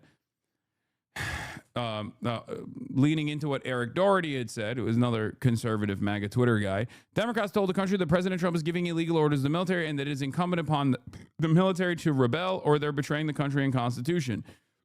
Alexis Wilkins said, while everyone on X is fighting, the left is still attacking people who wear the uniform and support this country simply for doing so. There are more important things in this world and far bigger enemies who actually hate us and do, in fact, want to kill us. Pray. Here is from 2 days ago, Press Secretary Caroline Leavitt talking about how the White House is supportive of the Department of War's investigation into Senator Mark Kelly for that same video that I showed you earlier. The White House is supportive of the Department of War's investigation into Senator Mark Kelly, and I think what Senator Mark Kelly was actually trying to do was intimidate the 1.3 million active duty service. Yeah, if you tell people not to speed or if you tell people to stop at traffic stops, okay, you're actually intimidating the 100 million commuters. Okay, you're intimidating them. Clearly, you know, when you tell. I mean, they do unironically do this when Tom Homan goes on television and says like, oh, the ACLU telling people what their rights are is actually impeding on our active investigations. Like they should stop telling people. It should be illegal to inform people what their fucking constitutional rights are. So like they are unironically waging war against the American Constitution. They are unironically waging war against the truth. So this is not new. It's just that the government itself is actively taking the initiative now to try and make it seem as though it is treason to reflect on the pre-existing fucking duty, the pre-existing oath that active duty service members take to the Constitution and the rules that determine the rules that actually the rules that are actually different than other militaries of other nations that say if you are given an unlawful order, if there's a contradiction between the order that was issued to you and the law, you should follow the law. You must follow the law. Members who are currently serving in our United States Armed Forces with that video that he and his Democrat colleagues put out. Senator Mark Kelly well knows the rules of the military and the respect that one must have for the chain of command, and that all lawful orders are presumed to be legal by our service members. You can't have a functioning military if there is disorder and chaos within the ranks. And she accidentally said it and then had to stop. Look, you hear this? Look. Service members. You can't have a functioning all orders that one must have for the chain of command, and that all orders. All lawful. I mean, all orders. She tried to literally shit on Mark Kelly and defend this investigation that is happening into Mark Kelly, and then repeated what Mark Kelly was saying while simultaneously claiming it's treasonous. There you go. All orders, all orders are lawful. No, it's not. It quite literally is not the case. That's the reason why there's a distinction here. So stupid. Orders are presumed to be legal by our service members. You can't have a functioning military if there is disorder and chaos within the ranks, and that's what these Democrat members. And no, not every single order made by the president is lawful. Okay, as a matter of fact, with this president. Definitely not lawful, okay? It is ridiculous. Yeah, presumed to be lawful. All orders made by the president are presumed to be lawful. No, that's not how that works. Yeah, the other meta is blaming CNN and saying that like CNN is also instigating this violence against the National Guards. Like it doesn't really work for the Democrats in general. It doesn't really work for the Democrats in general because like Democrats don't say anything even remotely violent. And even if you were to say something about someone like myself, like I don't actually shit on the National Guard in general. I do think that it's legal to deploy the National Guard. I think it's silly to deploy the National Guard. Having said that, I've never fucking demanded violence against the National Guard either. So like they're just gonna try and fling shit at the wall to see what sticks. And there's not really many people, especially amongst the liberal American commentariat and the liberal American base of support in general, that actually shits on the National Guard. Most people just go, these are our neighbors as well. and they have a lot of reverence for the military in general. So I don't necessarily see any of this stuff sticking. I mean, it didn't even stick with the ICE agents that were shot by, again, another fucking, or not the ICE agents that were shot. He didn't actually shoot the ICE agents. He was trying to shoot the ICE agents allegedly, and then ended up shooting a bunch of people in custody and killing a bunch of people in custody. But even then, they were trying to be like, this is the trans Antifa leftists doing this shit. And it, you know.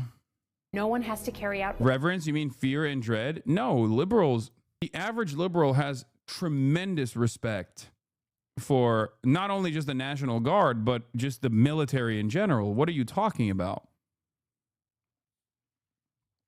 Liberals love the military. Americans, by and large, have a lot of respect for the military. Much of that respect is just like, oh, you know, you must salute the military, but or it's just like a talking point that people repeat over and over again. But there is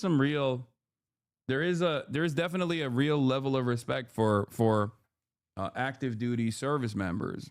Did that chatter just forget the past 4 years of Joe Biden ending every single goddamn speech with "God bless our troops"? Yeah, God bless America, God bless our troops. Just a few weeks ago, Oregon Congresswoman Maxine Dexter said the National Guard coming to cities is tyrannical and dangerous. Yeah, this is correct. It is tyrannical and dangerous. They're not blaming the National Guardsmen for it. They're blaming the fucking president for it. These guys are so stupid. Maxine Dexter, Oregon's 3rd, checking in after what I would say is an indefensible ruling by the Ninth Circuit that opens the door to National Guard troops being deployed in our peaceful city. Let's just be clear. Portland is not lawless. We have been extraordinary in our resistance to Donald Trump's fairy tale about our city. We have remained peaceful, persistent, and clear that we do not bend the knee to Donald Trump and his wannabe kingmanship. I like that this is somewhat MAGA coded because she's in a moving vehicle. Okay. Doing this front-facing camera in a moving vehicle is very MAGA coded. Respect. And we will continue to be so. This ruling must be challenged, and we must remain steadfast in our peaceful resistance to Donald Trump, the tyranny he is trying to take onto our cities and across this country, and what I would say is an extraordinarily dangerous It seems she's not driving. I know. That's why it's not MAGA coded. She's not wearing a skin tight Oakleys around her face.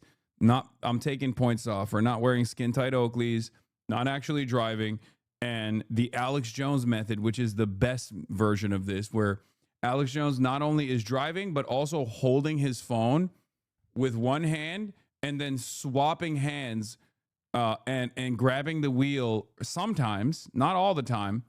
Oftentimes, both hands are off the wheel and using his hand to communicate while holding his phone like this and wearing a seatbelt too. Again, less MAGA points for that too. By militarizing our city and moving towards a dictatorship. We will be united. We will remain peaceful. I was just in DC trying to work out how we were going to get out of this government shutdown, and I'm heading back to Portland now so I can be with you tomorrow. Let's continue to stay loud, stay peaceful, and I'll see you soon. How are people connected? Can you please explain the conservative logic behind connecting Mark Kelly's statements to National Guardsmen being targeted? I'm so confused by this connection. Okay, I'm going to give you homework, okay? Take the biggest frying pan you have in your kitchen and slam your head with the frying pan until your prefrontal cortex is reduced to nothing, okay? And once you get to that level of stupidity, you will be able to understand. You will be able to understand this connection. You will start making connections where no such connections exist, okay? If you lobotomize yourself, the John Fetterman method, okay? If you have a life-altering aneurysm through a blood clot in your brain, you will be able to start making these connections that other fake news demon rats are incapable of making. Other things you can do: lead exposure. Okay, crunching on the popcorn ceilings that you might have in your home, like to get asbestos, poisoning. Taking out the batteries from your carbon monoxide warning system in your house, and then turning on your grills so that there's a gas leak going on. Like, these are the many different ways in which you can become a Republican, and then you will understand how they make these connections. The point I'm trying to make is there is no fucking real connection. There is none. There's none at all. They are trying to actively tie these two things together, even though the inciting incident is not even something that's worthy of scrutiny. It's just Mark Kelly and 5 other Democratic lawmakers telling the military that they have a duty not to follow unlawful orders. That's it. They are reflecting on the pre-existing code of conduct within the United States military. This is not treason. No matter how hard Donald Trump claims it is, no matter how much they yell about it, it's not treason. Okay? Mercury might be quicker if they play with the forbidden liquid. Yeah. Here's Chicago Mayor Brandon Johnson. There's another person that they're yelling at. Chicago Mayor Brandon Johnson leading a protest against the National Guard with disgusting signs demonizing them. The disgusting signs are: no soldiers in our streets, Union strong, vote blue. Look at these disgusting signs. Fire RFK Jr. before more people get sick and die. Another sign that says, Trump is a dictator. Yeah, we don't negotiate with fascists. No troops in Chicago. Incredibly stupid shit. Yeah. They should have signs that instead say, yes to troops in Chicago, please. More military deployment at the domestic front, please. This is what we demand. Great. Now, J.D. Vance is going to speak on the shooting, but I did want to also add one other thing to the conversation. In their endless interest of flinging shit at the wall and seeing what sticks, Libs of TikTok is also claiming that a CNN guest just a few weeks ago compared the National Guard to Nazis. 2 National Guard members were just shot in D.C. These Democrats know what they're doing.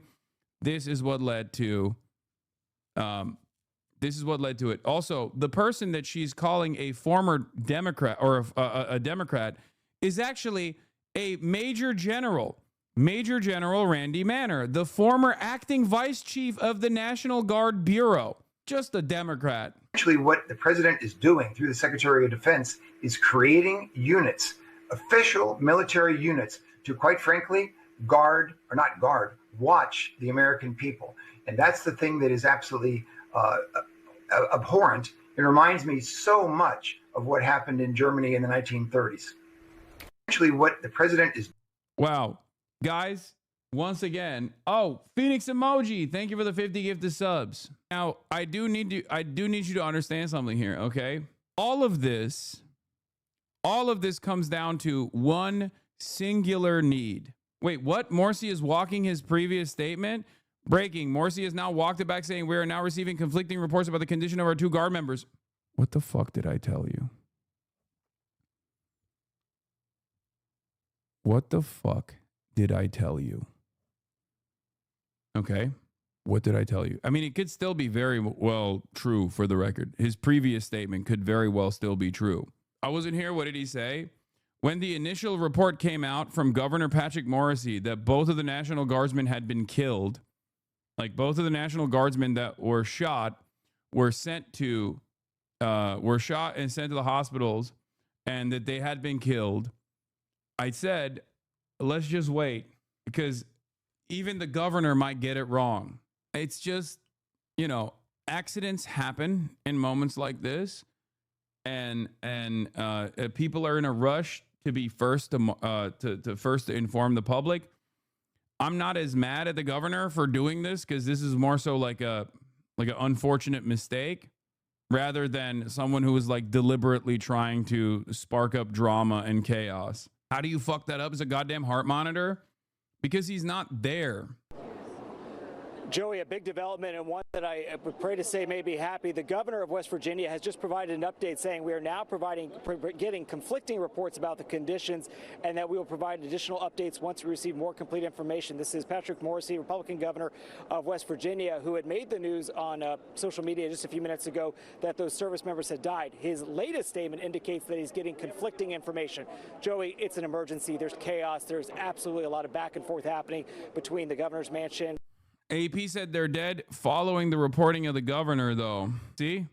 They haven't even updated yet. This is new. Remember, when you come to the Hasanabi broadcast, when you come here, the Piker Broadcasting Service, when breaking news is happening, we oftentimes have information before the producers get to it in all of these other media outlets. Do you understand? Which is why there is no, which is why the reporting has not changed yet. But I'm sure if we keep refreshing this page, eventually the AP will also say that the Governor Patrick Morrisey confirmed their deaths and then went back on it.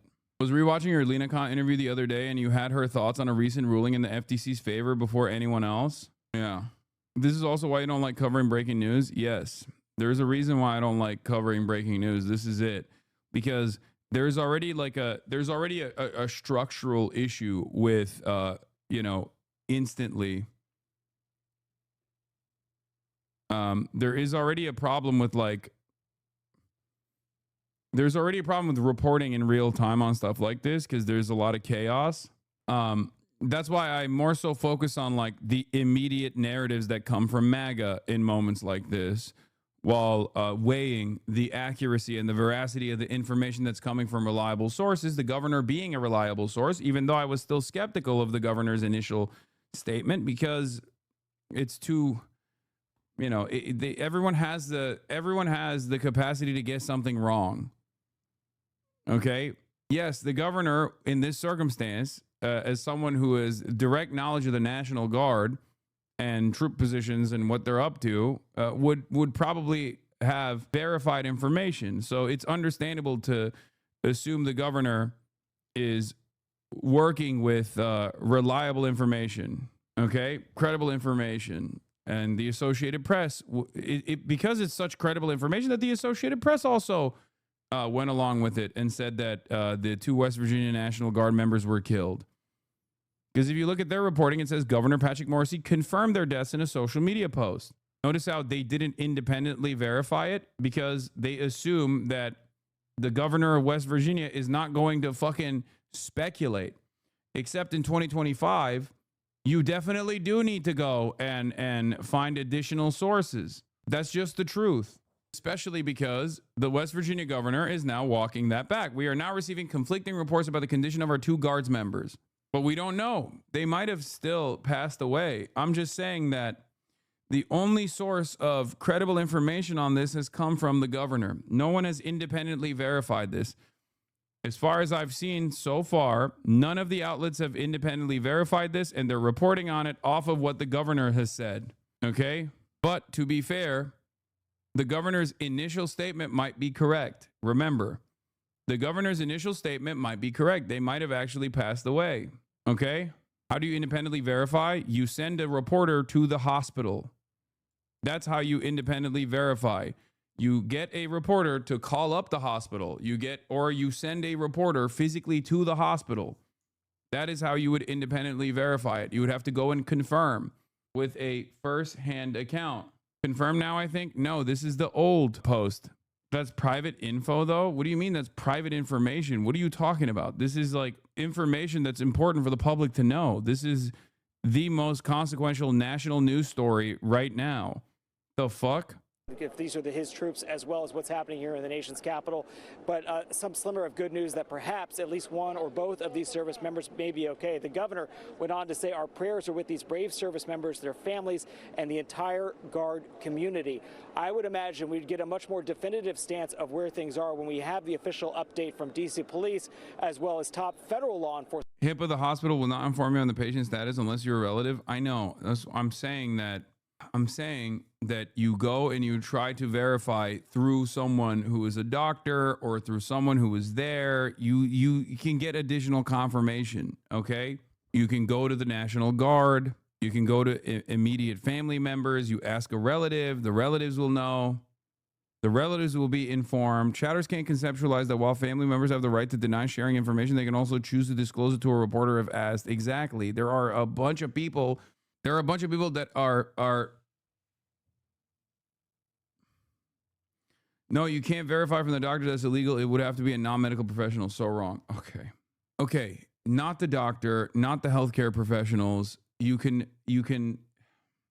There are methods of verification is all I'm saying, okay? You can ask the fucking immediate family members. The governor jumped the gun, in my opinion. It's not policy to release that information until the family has been informed. The point I'm making is that it can be independently verified, okay? Officers, the governor of West Virginia here clarifying his statement on social media. No indication that these service members may be out of the woods. Of course. Also, you still can ask the doctor. The doctor won't tell you, but you can still ask. Of course not. This is horrific, and it just happened within the last 2 hours. But there is that possibly slimmer of good news that maybe one or both of those service members may still be alive. It's you imagine when Joey, there's a lot of crossed wires here. Medical conditions, people in the hospital trying to convey what's going on. But the official word has not come down from federal law enforcement. Instead, that was the governor of West Virginia who said that. Joey, the second I hear any more, and we're praying for all of those service members, we'll let you know. Joey? My simple point that I was making was that news outlets should still try and independently verify this on their own by going to additional sources, whether it be the family members or whether it be people that were, eyewitnesses to what took place, and try to independently confirm whether or not what the governor said was correct. Having said that, however, the governor is a reliable source of information under normal circumstances, which is why it's understandable that they're still going with this. They're going along with the fact that the 2 National Guardsmen were shot near the White House. They changed it. Oh, shit. They changed it. They were saying initially the Chiron said 2 National Guardsmen dead. Now they changed it back to 2 National Guardsmen shot near the White House. See? They're fucking updating it. The AP is not slop, chatters. It's the governor. Like, of course, there's conflicting information. Okay? This was the initial statement, and everybody took it as, understandably, all the mainstream news sources took this as like truth. And then the governor came back and said, my bad. We're now receiving conflicting reports. The governor should be a trustworthy primary source. Exactly. Under normal circumstances, it is. But I was skeptical because, unfortunately, the year 2025, maybe the governor is not a fucking reliable source of information. Okay? That's it. But they might as well, they could be dead. Okay? I'm not even saying that they're alive. I'm saying that there's a high likelihood that they are dead. Anyway, meanwhile, this is what Fox News is doing. Lost friends in combat. I've lost friends in combat. And so we know what this is like. So let's all pray for the families here. But then let's ask ourselves, how did we get here? How are we in this spot? So there's a sitting member of Congress who over the weekend on some talk shows was saying that President Donald Trump putting National Guardsmen on the streets was an unlawful order. We have people on CNN, a competing network, saying that putting National Guards people on the street is equivalent to Nazi Germany. So this inflammatory... I need you to understand something. This is so fucking stupid, but all of this is happening primarily because they just don't want anyone to criticize the administration. Okay? That's it. There is no veracity. There is no accuracy. They're just mad that people are saying that the admin is fucked up and wrong. Whichever word that the critics of the admin use is completely inconsequential. Ultimately, their anger comes from the fact that Democrats are saying this is wrong, and the administration and all of the Republicans don't want people to actually express discontent. They do not want to hear dissent. That is the reason why they keep saying, you're not just criticizing my actions, okay? You are actually engaging in violent rhetoric. Words are violence. Not when we do it, by the way, okay? Not when we do it. Not when we say, not when we scream bloody murder, or not when we say fucking, Democrats deserve the death penalty. That's not words or violence. Words are only violence when you criticize my favorite president. Okay? They do not want there to be any sort of discontent. They do not want there to be any sort of dissent. They do not want anyone to say what the government is doing is wrong, what Trump is doing is wrong. That's it. That's where this is coming from. So they just use incidents like this to drive home this narrative that Democrats aren't just saying what the Trump administration is doing is wrong. They're doing something beyond that. They're actually demanding that people go and fucking kill National Guardsmen. That's not the case at all. Okay? That's not even remotely the case at all. And if anyone has any critical thinking skills, they understand that that is not the case at all. Of course, you're going to fucking criticize the goddamn administration. That's one of the most redeemable aspects of American existence. What the fuck are we talking about? Like, I thought this was America, you know? And I'm saying that, like, unironically, I'm saying that sincerely. Okay? That is the fundamental American difference. Okay? You can and should criticize the fucking government. And this is a value that Americans care about quite a bit. Okay? This is a value that the American government cares about and the American population cares about. You cannot just go, free speech is fucking woke. Shut up. You're not allowed to do it. It's not going to work. Republicans themselves will get mad at this, and they have gotten mad at this. So what these guys are doing in this circumstance is trying to say, your criticisms of the big, beautiful president doing his very best are actually causing this kind of violence to take place. It's fucking bullshit. No American's going to believe that, especially because these guys also blow their loads on Democrats who are unimaginably careful with their rhetoric, sometimes even to a fault. Democrats are not even fighters in general. They're not seen as aggressive, right? They're seen as cowards for the most part. So when you turn around and you say, oh, these guys are actually really violent and scary people because they have said that what the government is doing is wrong, and this is actually violent rhetoric directed against the National Guard, when all of these people are like active duty or former military members and members of the CIA and stuff like that, who shy away from any sort of spicy rhetoric whatsoever, let alone barely put up a fucking fight in their communication against the Trump administration. It's not going to stick. Most people are just going to be like, dude, what the fuck are you talking about? Rhetoric by the left has to stop. Now, did this drive this shooter? We don't know the answer to that question. But did it prevent him from doing it? Hell no.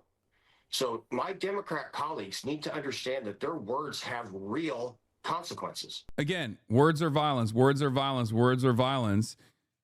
Claiming words are violence over and over again after spending the last decade claiming words are violence and doing words are violence narratives after spending the last decade being like woke libtards are doing cancel culture, it's just not going to fucking work, okay? It is one of those things where, like, yes, Republicans don't really give a shit about hypocrisy in general, but this is one area where Republicans do also get annoyed with the notion that, you know, words are violence, especially when it's coming from the Republican side. Not all of them. Plenty of them actually do repeat this kind of narrative, but there are significant numbers of Republicans that will actually criticize the government for taking any heavy-handed approach in terms of punishments against people who are exercising their First Amendment rights. Okay? That's it. Here, going back to Mark Kelly, by the way, with respect to what this guy was talking about, trying to tie this back to Mark Kelly. Mark Kelly is the astronaut, yes, with a twin. Yes, he is the NASA astronaut, Arizona senator. Let's take a look. Let me first just get your response to this threat from the Defense Department saying that they are investigating you. They may potentially recall you to active duty to face a court-martial. Well, Rachel, I said something that was pretty simple and non-controversial, and that was that members of the military should follow the law. And yeah, it's true. I don't even like Mark Kelly. I think he sucks, for the record. I don't like his politics. I think he's an annoying centrist Democrat. Having said that, he is 100% correct. Okay? I hate Elisa Slotkin even more than I despise Mark Kelly. And what she said was 100% correct. All of these Democrats that came out and said, you, members of the military, have a duty to protect the oath that you swore to the Constitution. You have a duty to protect the Constitution and follow the Constitution and follow the rules. And if there are conflicting orders that your superior officer is giving you that actually force you to violate the law, then you follow the law. That is a part of the military code of conduct. Saying that and reiterating that is not seditious. Saying that and reiterating that is not treason. Okay? These are Democrats who I don't actually agree with and don't really like all that much, saying something fucking correct. Why are you always mad? I don't know, because the entirety of the media organ on the right is currently trying to say that like Democratic senators are actually fucking responsible for 2 National Guardsmen that may or may not have been killed. We don't actually have full-blown confirmation on it at this moment. Are killed because 6 Democratic lawmakers said that the military has a duty to serve the Constitution and not fucking follow unlawful orders. Okay? This is a ridiculous media environment that we're existing in before even fully comprehending whether or not the National Guardsmen were even shot and killed. Okay? We know that they were shot at. We don't even know that they're like fully fucking killed or not. And there are already a bunch of psychotic right-wingers that are running to drive home this narrative that like Democratic lawmakers are responsible for this shooting. And they do this every single time, dude. They do this even when Democratic lawmakers are shot. It's very frustrating. They have like a couple different talking points, right? They have different thought bubbles that they can engage with. They have like a what is the term? Like a tree? You know? They have talking points that you can click on. Trans, Antifa, Democrats, radical left. They have a dialogue tree. And this time, they basically decided to click on the radical Democrats dialogue tree, okay? Disco Elysium tree. Yeah, exactly. This is President Trump orders Secretary of War Pete Hegseth to surge 500 more National Guard troops in the Washington, D.C. after today's shooting. Someone targeted National Guardsmen. We will never back down. We will secure our capital and our cities. Productive meetings, but I want to start. I do think that in this also media landscape, people are gonna say this is a false flag. That is the other side of this. Like I think that dark woke will probably say this is a false flag to continue beefing up and justify an overreaction from the administration. So that's what I suspect is going on the liberal front. I haven't really seen that as much so far, but I do suspect that they will say, Blue Anon will say this is a false flag. By saying after those meetings, myself and my team were notified that 2 National Guardsmen have been shot in Washington, D.C., critically wounded. The shooter shot in a cowardly, dastardly act targeting the best. Don't give them any ideas. Look, man, look. I'm just observing, okay? Analysis is not endorsement. Analysis is not justification. I'm just observing it, okay? That's my job. My role in this insane media landscape is to look at every single ideological tendency and what kind of narrative they're running with. You can't say false flag didn't cross your mind. I mean, probably not if the National Guardsmen were killed, you know? Of America, heroes willing to serve in Washington, D.C., serve for people they don't know and they've never met because they love their country and their capital and their community. The reason why I don't immediately run to false flag narratives, even if it's like convenient for my ideological position, the reason why I don't immediately rush to false flag narratives is because we live in the United States of America, okay? Any other country, there is more credibility that this could be a false flag incident. But in the United States of America, we have more guns in circulation than we have people. we also have a litany of mental health complications. So anytime a fucking shooting happens, okay, anytime a shooting happens, the highest likelihood almost always is like a crazy person, okay? That's just it. That's just the reality. It's just like as normal as apple pie at this point. Like shootings taking place, whether it be a high profile political commentator in a fucking school, or whether it be a Republican politician, or whether it be a Democratic politician, the highest likelihood, more often than not, is some fucking crazy white boy who wanted to take matters into his own hands and went a little nutty mode with it. Okay, that's usually what it is, which is why I don't immediately go, oh, this is a false flag. This isn't to say that I don't think their false flags don't happen. I just feel like we have designed a powder keg here. We have designed an environment here that requires no false flags to take place whatsoever. We're just kind of always killing ourselves every single day, you know? And things also are getting worse and worse year over year. So oftentimes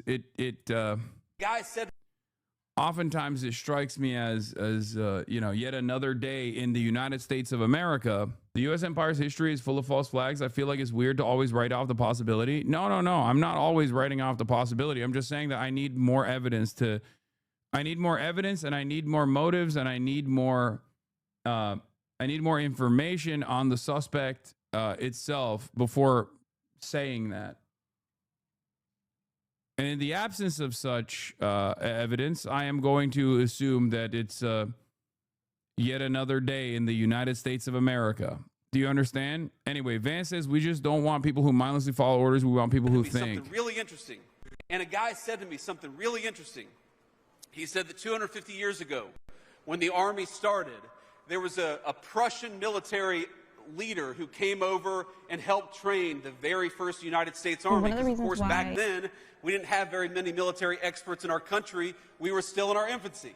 And what he said was very fascinating. I think the guy's name, he said, was von Steuben. Von Steuben said that it was only the Americans who just didn't need an order, but also needed to be told why they were doing what they were doing. And I thought that was a fascinating insight to the soldiers of 250 years ago, and a fascinating insight to the soldiers of today. We don't just want people who mindlessly follow orders. We want people who think. Because unless they're following the president's orders, in which case we want them to mindlessly follow orders. And if someone actually says this exact same thing, but they're a Democrat, then they're going to prison. Okay. Wow. Look at this. Hope you and the dog are okay. Hope nothing too electrifying happened. No, I'm electrocuting her right now. I'm hitting the button of electrocution right at this moment. Because you said that, I'm electrocuting her extra hard. Yeah, JD Vance can say it. As I was saying, stop, please, no. Yeah, it's your fault, chatter. Yeah, when JD Vance says this, it's not seditious. Okay? When a Democrat says this, it is sedition. I'm a vet. This is literally not true. The military does not want people questioning orders. I mean, yeah, that's kind of against the military, the military's primary directive.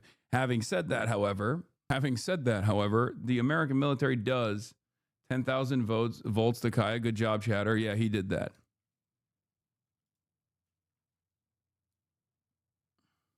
Because we know that the most powerful weapon in the United States arsenal, the most powerful weapon anywhere in the world, it's not a rifle, it's not a tank, it's not a helicopter or an airplane. The most dangerous and lethal weapon anywhere in the world is a United States soldier, and we're proud of you, and we're going to stand behind you every step of the way. This is why certain streamers call you a lib, not saying you're wrong because you're right, but simply covering what happens to these centers is enough for them to latch onto. It's annoying how they're not recognizing that they only covering softball right-wing alt media stories makes it almost hard not to stay pure. Yeah, my primary job, my primary responsibility to my audience and to those who actually come in here is to always, to the best of my ability, accurately reflect on events that are taking place and offer you the best possible analysis. I do not care about the different competing ideological battles that are taking place. I have my own personal biases. I will always tell you what they are. Having said that, especially when it comes to stuff like this, like my job, my responsibility is to inform you. Okay. My job and my responsibility is to look at the situation. And even if it's actually not helpful to my cause, is to still do my very best to give you the accurate information. Our nation's capital, right And here I in think Washington. it's very important to do that, especially in a dangerous and divisive media landscape like this, where disinformation, specifically biased disinformation, runs amok. That is my job. Anyway, here is Kash Everyday Patel, Americans and citizens around the world. soon to be former FBI Director Kash Patel, going back to his And we podcasting. must remember them on this day and every day, and their families and the sacrifice they have made. I will now turn it over to Chief Carroll of the Metropolitan Police Department. Thank you. Good afternoon, Oh everyone. my name is God. Jeff Oh Kersey, my the Metropolitan God. Police Department. At approximately 2:15 this afternoon, members of the D.C. National Guard were on high visibility patrols in the area of 17th I'm not gonna say and I anything. Street Northwest when a suspect came around the This- corner, raised I mean, his arm this with a speaks for firearm itself. and discharged it at the National Guard members. The National Guard members, there were other members that were in the area. They were able to, after some back and forth, able to subdue the individual and bring them into custody. Within moments, members of law enforcement in the area were also able to assist and bring that individual into custody. At this time, as the director mentioned, the National Guard members are being treated at a local hospital. DC Fire and EMS responded to the scene to provide first aid for those individuals and transport them to a local hospital. The suspect in this case was also transported for treatment at a local hospital. Madam Mayor? Thank you. I'm Muriel Bowser. I'm the mayor of Washington, D.C., and I, too, want to send my thoughts and prayers to the families of the guardsmen and to the guardsmen who are in critical condition in a local hospital. Oh, so they're not I dead. am joined by members and leadership from the D.C. National Guard, from the West Virginia National Guard, United States Secret Service, Deputy Mayor Pia, Fire Chief Donnelly, and Metro's General Manager Randy Clark. And we join with the FBI Director in ensuring that MPD investigates, the U.S. Attorney prosecutes this case to the fullest extent of the law. I've had the opportunity to brief U.S. Attorney General Pam Bondi, who was speaking to the president when I called, as well as the United States Attorney Pirro, who assured me that this case will have her office's complete attention. Mayor, is there any other suspect? I'm gonna be honest. I fucking told you. Okay, this is why I So said no, what at I this time, said. there's no indication that there was any other suspect. The one suspect that was involved in this incident, they were shot during the interaction, and they were transported to the hospital for treatment. What we know, Andrea, is that this is a targeted shooting. One individual who appeared to target these guardsmen, that individual has been taken into custody. What did you call beforehand when the governor of West Virginia came out and was the first to say that that the National Guardsmen were dead? I said I would still wait on this, even though under normal circumstances the governor is like a credible narrator of events. I would still wait a little bit, but they could have just as well died, for the record. Or they could, if they're in critical condition, they still could not survive. I don't know. I'm just saying that you have to wait in these moments. In the preliminary stages of investigation, there's a lot of things, a lot of agents that are here from various federal agencies, law enforcement agencies. We have the full power of the FBI and our This federal cop partners is here in the task force. the So we're looking at all those living, different breathing, aspects. existing proof of my age-old take, thumb phrenology. At this time, as part of the preliminary investigation. He has the craziest cop skull I've ever seen. Sure. So how the suspect was apprehended, as I said, the suspect came around the corner. He immediately started firing a firearm at the two National Guard members. So at that time, there were other National Guard members that were in the area. They heard the gunfire. They actually were able to intervene and to kind of hold down the suspect after he had been shot on the ground until law enforcement got there within moments. He was shot by a National Guard. At this point, we're still investigating exactly who shot that individual. It's not clear at this time. Don't know what kind of weapon. There was D.C. police. It happened right in front of the Metro, although there is no indication that the perpetrator was on the Metro. So there's Metro Transit Police in the area, and obviously being on 17th Street by the White House, Uniformed Division of Secret Service were in the immediate area as well. We do not know at this time. It's still an investigation. We're going to be able to take a couple more. Sure. Again, so as I said, we're very preliminary in the investigation, so we're looking to all aspects of who the individual is, his connections. At this time, he's still in the hospital receiving treatment. And I would just like, hang on. I would just like to add, the reason that this suspect is in custody is because of the bravery of the men and women of the National Guard who responded due to their extensive training to secure American lives today. There was not any further injury and any further shootings. We should highlight the. Okay, once again, it kind of feels like Kash Patel did it. I know he wasn't there at the during the incident taking place, but today and his vibes are so fucked. He just seems so untrustworthy. Are heroes, and we must pray for their safety and their speedy recovery. And as the chief said, look at his eyes. We're in the preliminary stages of this investigation. We will run down every single lead, every piece of evidence. That's guilty. He's guilty. He's guilty. Lock him up. I'm sorry. I don't need to see anything more. The agency group is standing behind us to assure America and the world that we will continue to keep D.C. safe. And thankfully, we have Metropolitan Police Department, the National Guardsmen, and federal agents, and the Department of Justice and Attorney General willing to prosecute the mission to keep Americans safe. Look at how President cagey Trump he is. Has rightly stated Look at how he's talking about this situation. Will be investigated. The vibes. If you just listen, if you mute him and just look at his body language, you're like, did you do this killing? Did you shoot the National Guardsman? Why do you look like you shot the National Guardsman? What the hell is going on? He looks fucking guilty, dude. Hey, chill. You are not a guard dog, okay? You are a lap dog.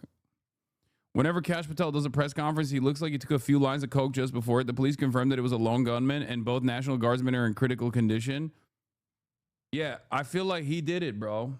He looks like he did it. He's got the vibes of a person who did do it. Anyway, alleged photo of the suspect. What is this from OSINT? Yeah, we don't know. We don't know if that's the guy. I don't even know where that fucking photo is from. It could be. She's National Guard's dog. They were willing to do dangerous things. Others were not because they love their fellow Americans. Someone decided to turn that into targeting National Guardsmen. That will only stiffen our resolve.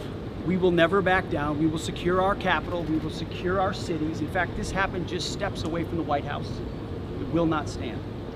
They still haven't said the shooter is trans or Antifa yet. So I don't know. It could be because they don't have enough information on the shooter yet, that hasn't been leaked.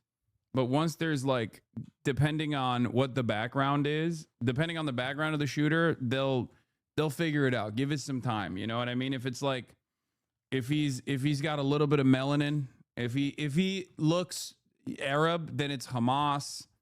If he has long hair, then trans for sure, right? Like anybody that has long hair, automatically they'll say this is a trans furry Antifa super soldier. If he has a tan, they'll say he's a Muslim. Don't turn into a conspiracy theorist lunatic. Bro, I'm sorry, but what the fuck is this conspiracy theorist shit phase you're going through? What? Explain what you mean by that. Wait, did you take seriously what I was saying about Kash Patel looking like he is always the person who is responsible for the crime because he looks untrustworthy? Serious? Like you think I'm saying Kash Patel shot the National Guardsman? That's what you're... Are you okay? You can't read jokes at all? Just started listening and yes, this is what I'm referring to. It wasn't clear it was humor. Brother, come on, dude. Then again, I'm not a native English speaker, but it looks serious to me. Brother, be for real, okay? That's crazy. Of course, I'm fucking joking, man. Yes, I'm joking. The joke is about Kash Patel looking like he's hiding a zombie bite whenever he fucking speaks. Oh my God. Too much Tylenol. Fuck. I can't even be sarcastic. And that's why President Trump has asked me, and I will ask the Secretary of the Army to the National Guard, to add 500 additional troops National Guardsmen to Washington, D.C. This will only stiffen our resolve to ensure that we make Washington, D.C. safe and beautiful. The drop in crime has been historic. The increase in safety and security has been historic. But if criminals want to conduct things like this, violence against America's best. You need to tell them that the Tylenol bit is also a joke. Fuck, brother, it's just not clear whenever you're sarcastic, I think, at least from my non-American POV. Yeah, if I'm saying something so fucking insane, I don't know why you automatically assume that I'm being sincere. You have a brain. Just because you're ESL doesn't mean that like you're brainless, right? Like if I were to tell you right now, oh, it's probably Trump that shot the National Guardsman, would you assume that I'm being sincere, or do you think I'm being fucking silly? It's all good, you know? Also, the reason why I came in hot with this was because he said I'm doing lunatic conspiracies. To be fair, if you're saying something crazy, people just assume you're American. Well, I am American. I do say crazy shit sometimes, but sometimes I'm joking. This is very clearly a joke. You literally said, even though he wasn't even there in your joke. I know, I try to factor that in as well. I try to be as like autism friendly as well. Okay, let's be real. You know, I have a pretty fucking high rad score myself. I try to do my very best to clarify and add little tidbits that you can pick up on that I'm like saying that this is impossible. We will never back down. President Trump will never back down. That's why the American people elected him. America and our warriors, our National Guardsmen, are strong. And so we're following this very closely. We're getting information rapidly. And I mentioned the faith of this country, the Christian faith, the prayers. I would ask for prayers for our National Guardsmen. Excuse me, Mr. Appeals to heaven for our National Guardsmen. Dude, what are you fucking saying? What is like? This is so insincere. You're like a fucking alcoholic rapist. What do you mean?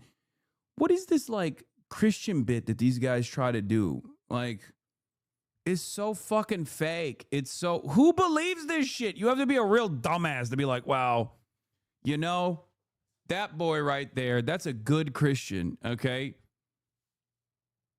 Like, he's a television guy.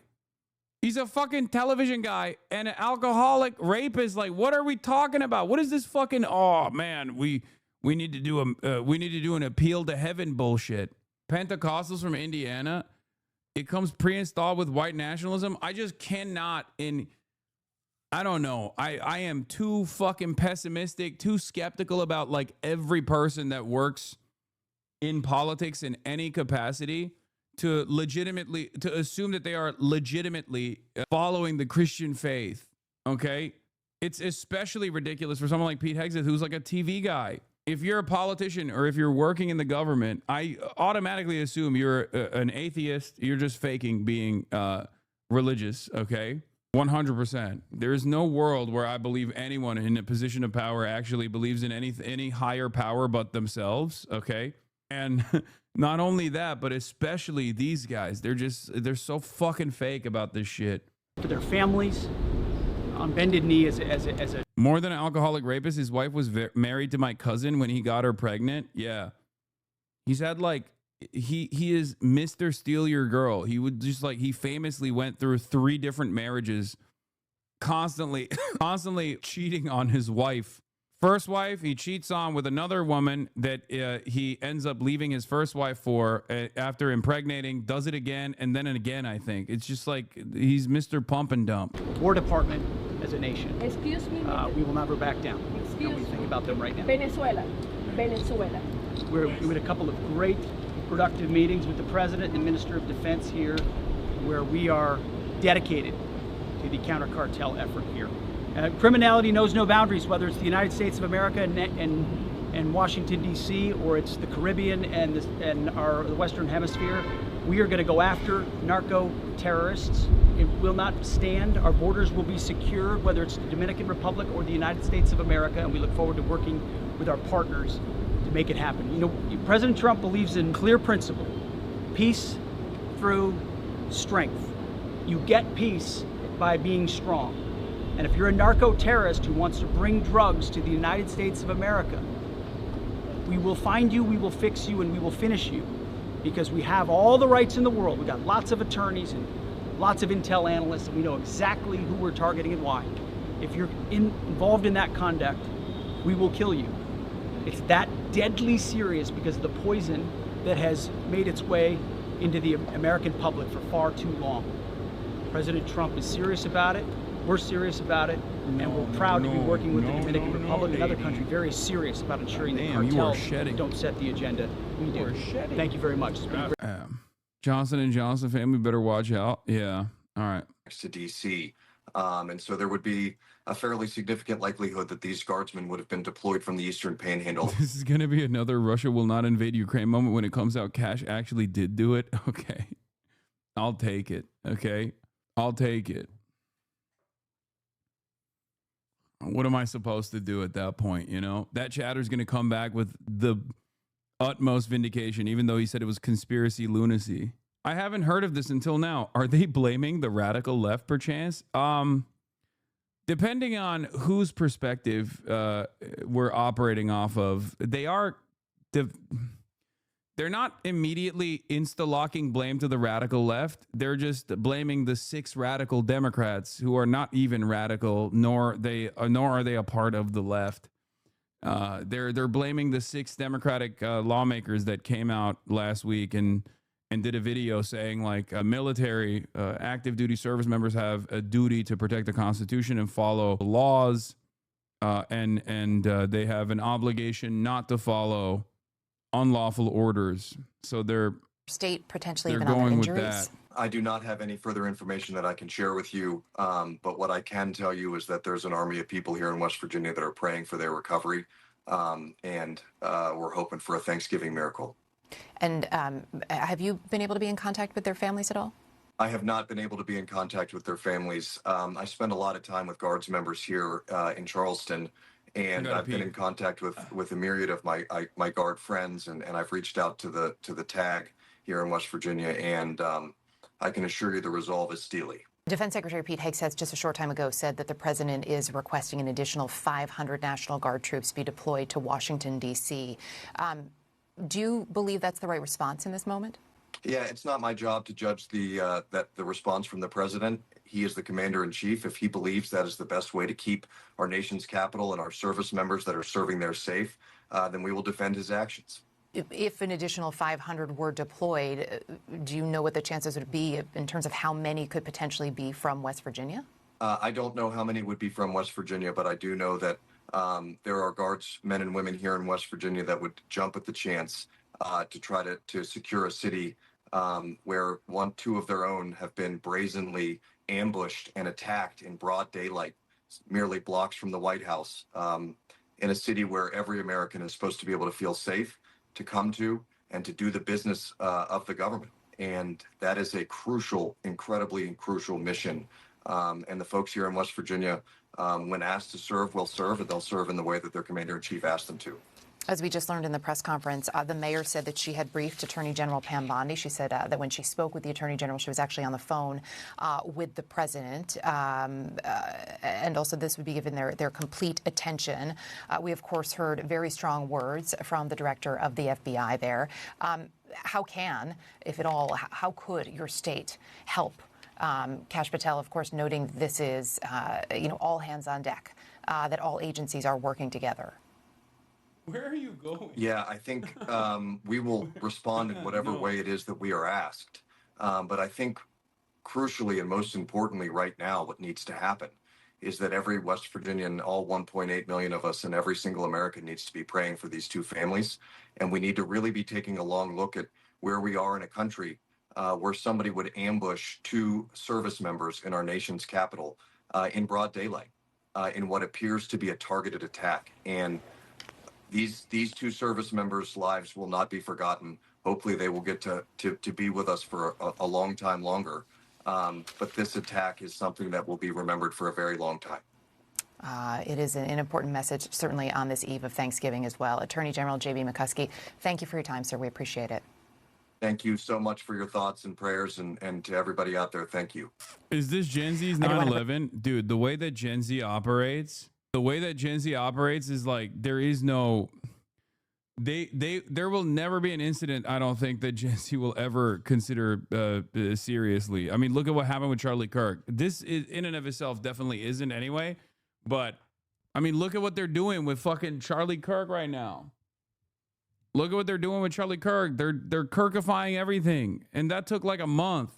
It took like a month for them to memify Charlie Kirk into the ether. Gen Z and Gen Alpha have zero fucking chill. They do not care about anything. All right, well, the glass from the bus shelter is shot out. They struggled to get the gunman down on the ground and handcuffed. Secret Service. Gen Z was out in the streets of LA taking selfies with me while the LAPD was firing fucking tear gas at us. That's the level of chill that they're on. Is the dog all right? No. No, she's tortured every day. Every single day. You are not Charlie Kirk. Yes. I'm actually very happy that I'm not. I've spent an entire career not being Charlie Kirk, being the opposite of Charlie Kirk in every respect. Who, although they are from the National Guard, were assigned to a law enforcement mission as part of the D.C. Safe Task Force. So now... Why are we getting an influx of weird comments today more than usual? I don't fucking know. There's probably another video that... there's probably another slop tuber video that did LeBron numbers on the timeline, and people see that and they go, I am reminded of this person that I despise. I must go into his broadcast. Gen Z trauma suppresses, adapts and evolves to every situation. You cannot stop those dudes from vaping nicotine and weed and loitering. Yeah. There's also, during the holiday season, there is always an influx of like some fairly sad comments, at least in my experience year over year. All right. We're going to move on from this for now. And if there are new developments, I will update you on it. I just see someone asking if your dog was okay, Lamau. Yes, you did. You did hear that. Anyway, I'm a younger Gen Z and went to school a few miles from Uvalde. We experienced a lack of care for the students, and I've noticed that my then classmates making nihilistic jokes. Yeah, we've bricked the collective consciousness of the younger generation by our lack of interest in caring about their ailments, caring about solving any of their problems, and then also... More Peck has made a dozen videos about you in the past few days. I love that guy. That guy is my favorite YouTuber, honestly. He's the best in the business. Every other day, there's another Hasana's Finish video that comes out of those guys. It's fucking awesome. I thought Andy Pants Gaming was, yeah, until we found out that he like had made AICP of his own underage daughter and lost the custody of his children. And yes, that is exactly what the fucking, that's exactly what my haters are doing out there, okay? It's just about waiting. Just waiting it out. They're making mad money from you. I mean, I don't give a shit. Whatever, dude. Hopefully I'll put his kids through college if anyone actually is stupid enough to have sex with them. And then their kids won't be just as dumb as their dad. Hassan is a vibe that bears love and pedos hate. Exactly. So, we're gonna move on from this until there's new updates on the issue, and then I'll get back to it and inform you about the latest on this shooting that took place. Except this story is actually really interesting. A Brazilian woman who is the mother of the White House press secretary Caroline Leavitt's nephew has been detained by ICE. Okay. The mother of Caroline Leavitt's nephew grew up here. She was brought here at 6. She went to elementary, middle, and high school here. She has no criminal record and the mother of a citizen. There is strong bipartisan consensus that people like her should have a path to stay. Ferreira migrated with her family to the United States from Brazil as a child. She is the mother of Leavitt's nephew. Mass deportation is pathological, says David J. Beyer of Cato Institute, one of the few open borders libertarians that remain. Nope, there is consensus. They all got to go. Wrong. It is extremely strong, durable consensus, says Aaron Reichland Melnick. Gallup's latest poll shows 85% support for a path to legal status for people brought here as kids, up from 81% last year and 83% 7 years ago. If you disagree, you're in a very small minority of the American public. Because the option doesn't exist. Why didn't she ever seek that option in the 30 years that she was here? Because the option doesn't exist. For the vast majority of the undocumented population, no matter how sympathetic, no matter if they came here as literal babies and speak English like a native and have clean records, until Congress acts, they have zero path to staying legally. This guy then follows up by says they have the option to self-deport and re-enter legally, where they won't be human trafficked by cartels. Support is screened to make sure they're compatible and have skills we need, etc. God, I wish you were right. I wish the people here illegally could just leave the USA and apply to come back in. But that's not how the system works. There's no line they can get into, no path to leaving and coming back, no way at all for the vast majority to ever come back. Yeah. That is not an app to re-enter the country legally. That is a program set up by the Trump admin to permit some people to accept voluntary departure, self-deport, and leave without a deportation order and also get $1,000. That's it. It offers zero path to coming back at all. Overstaying visa is not a crime, and she was 6 years old when it happened. She is technically eligible for DACA. Okay? In any case, let's take a look at the news story here on ICE. And someone from Caroline Leavitt's immediate family getting arrested for deportation. Welcome back to ABC News Live. First, Homeland Security confirms ICE arrested a woman a source says has a connection to White House Press Secretary Caroline Leavitt. Meanwhile, refugees admitted into the U.S. during the Biden administration could be in jeopardy of losing their legal status. Immigration reporter Armando Garcia and Justice reporter Luke Barr are here for more on that. Armando, what's the latest on this woman ICE detained, and what's her connection to Caroline Leavitt? Well, this is her nephew's mother. DHS has forcefully described her as a criminal illegal alien, saying that she had a previous arrest for battery and overstayed a visa, presumably when she came to the United States when she was a child. Her lawyer is pushing back on some of these claims, saying that she had absolutely no criminal. If you come here illegally, your ass is GTFO. That doesn't even make like any grammar sense. If you come here illegally, your ass is get the fuck out. Why so hard to understand? Says Griff. First message in the chat. Very simple. If someone has done no crimes whatsoever and they're just a normal functioning part of American society, there is absolutely zero reason to deport them, especially if they were 6 years old when they came to the United States of America and know nothing but America. They are American. Okay? And there is not a single good counter narrative to this, okay? And it's not even unpopular, for the record. We are talking about people who are, in most circumstances, parents of American citizens, married to American citizens, are just normal functioning members of society. Okay? I would go so far as to say that they are probably better than you. Okay? They are probably a better individual than you are, and probably more important for American development than you are. In most circumstances, they fulfill a role that is needed. You don't. Okay? And I know for a fact that you don't, because you're sitting in this fucking chat anonymously chirping about some of the most vulnerable population members, some of our most vulnerable community members, some of our most vulnerable and productive neighbors. Okay? That's it. My cousin came here illegally from Europe. Now he's a Republican business owner and a Freemason and is one of the California Republicans that moved to Texas. Wait, I don't understand. Is he getting deported now or what? Record, certainly no criminal record that would have prevented her from getting deferred action for childhood arrival status. And he's also saying that this is somebody who is now being held in Louisiana, thousands of miles away from home. They plan to challenge her arrest in federal court. And Luke, a memo obtained by ABC News shows the Trump administration is directing U.S. Citizenship and Immigration Services to review refugees admitted during President Biden's time in office. What's the goal here? Yeah, so Diane, those who were admitted during the former President Biden's time in office will be under review, and some might even have to go through another interview. And you know, the memo that we obtained says that basically those who were admitted and will be, you know, they're going to look at all of those who were admitted and see within 3 months. If they're, need to go through a re-interview, they're going to identify people who don't need to go through a re-interview.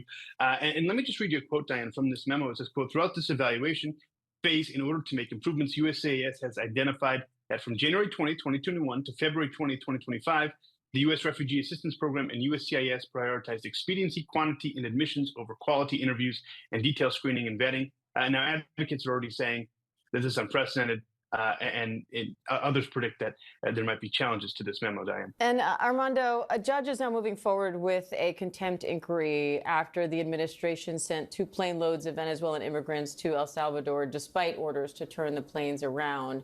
What's the latest on that, and what are we learning from this? Yeah, DOJ in court filings essentially says that it was Kristi Noem, Secretary of Homeland Security, who made the decision to continue removing hundreds of Venezuelan nationals to this notorious prison in El Salvador, despite the judge's order to turn those planes around. This is a very stunning development, a stunning case, one that's lasted for several months. Essentially, the judge is... Cat Turd says that this is the seditious 6 shooter. We don't even know if that's the shooter, by the way. Like, that's what people are going along with. They're saying that that is the shooter. But Cat Turd is also incredibly washed, for the record. Cat Turd is unimaginably washed. So it doesn't even matter necessarily what he has to say, because he's got 400 likes. 400 likes on that fucking tweet. If you remember, he fucking fell off after he had a falling out with Elon Musk. He's got no motion. Yeah, Marjorie Taylor Greene is no longer following Cat Turd. It's over. It's fucking over, dude. Hang it up. Continuing his contempt inquiry and seeing why his orders were essentially rejected by the Trump administration. As we know, hundreds of Venezuelan nationals were sent to that notorious prison in El Salvador, where they reportedly endured inhumane conditions until they were released several months later. Diane. And meanwhile, another judge also just struck down a DHS policy ruling thousands of immigrants could be eligible for bond hearings. So what are you watching for there? Yeah, this was a DHS policy instituted in July that essentially forced thousands of immigrants who came to the country without inspection to remain in detention during their removal proceedings. That could take years because of the millions of backlog of cases in the immigration system. But essentially it forced ICE to also consider any immigrant who came without inspection as an applicant for admission. Under current immigration law, that means that they are... Genuine question. How can you have a system where they live in the U.S., have a job, pay taxes, and is not registered? Why do you have a system where they can be employed and taxed, but they are not considered illegal immigrants? But they are considered illegal immigrants. From an outsider perspective, it seems a bit weird. It's because you can use and abuse them and discard them.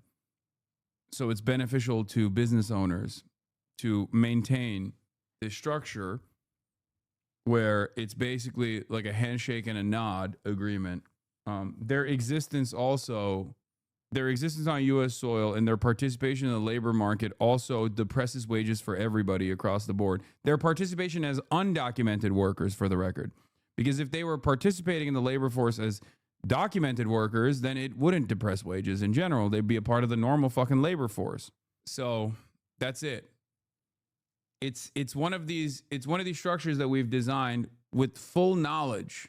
Everybody knows how it works. Okay? You hit a nerve.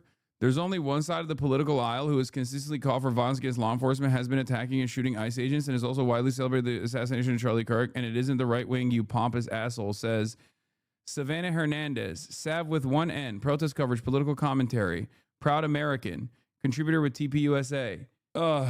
Benny Johnson also replied with the same zero IQ take. What is this? It's not a conspiracy. Trump really is bringing back the good old days. Just look at his latest use of the National Guard from 2017. What the fuck? You wouldn't work the jobs you're accusing them of stealing? Wait, what? Are you talking to me? Because I didn't say that. I didn't even accuse undocumented migrants of stealing jobs necessarily. They're just human beings. There's no job theft in general. What did Benny Johnson say? Kaya? Other chatters? There is not a single chatter in this community that have said that immigrants are stealing jobs. This is a very pro-immigrant chat. As a matter of fact, you're the only one who said that even implied that chat is saying it or even used that term. What is this? Torturing your dog is also against the law? Fucking owned. Boo. Do better, Benny. You could have at least kept it relevant to what I'm saying here. You know what I mean? He got your ass? Yeah, I'm fucking owned. Off topic, but are you the one Greenblatt is quoting here at 20 seconds? Unquote, aid that goes from the United States to Israel, particularly the military aid, gets spent on, guess what? Goes from the United States to Israel to get spent back in America, buying American munitions from American companies, creating American jobs. That being said, our relationship is not just a transactional one.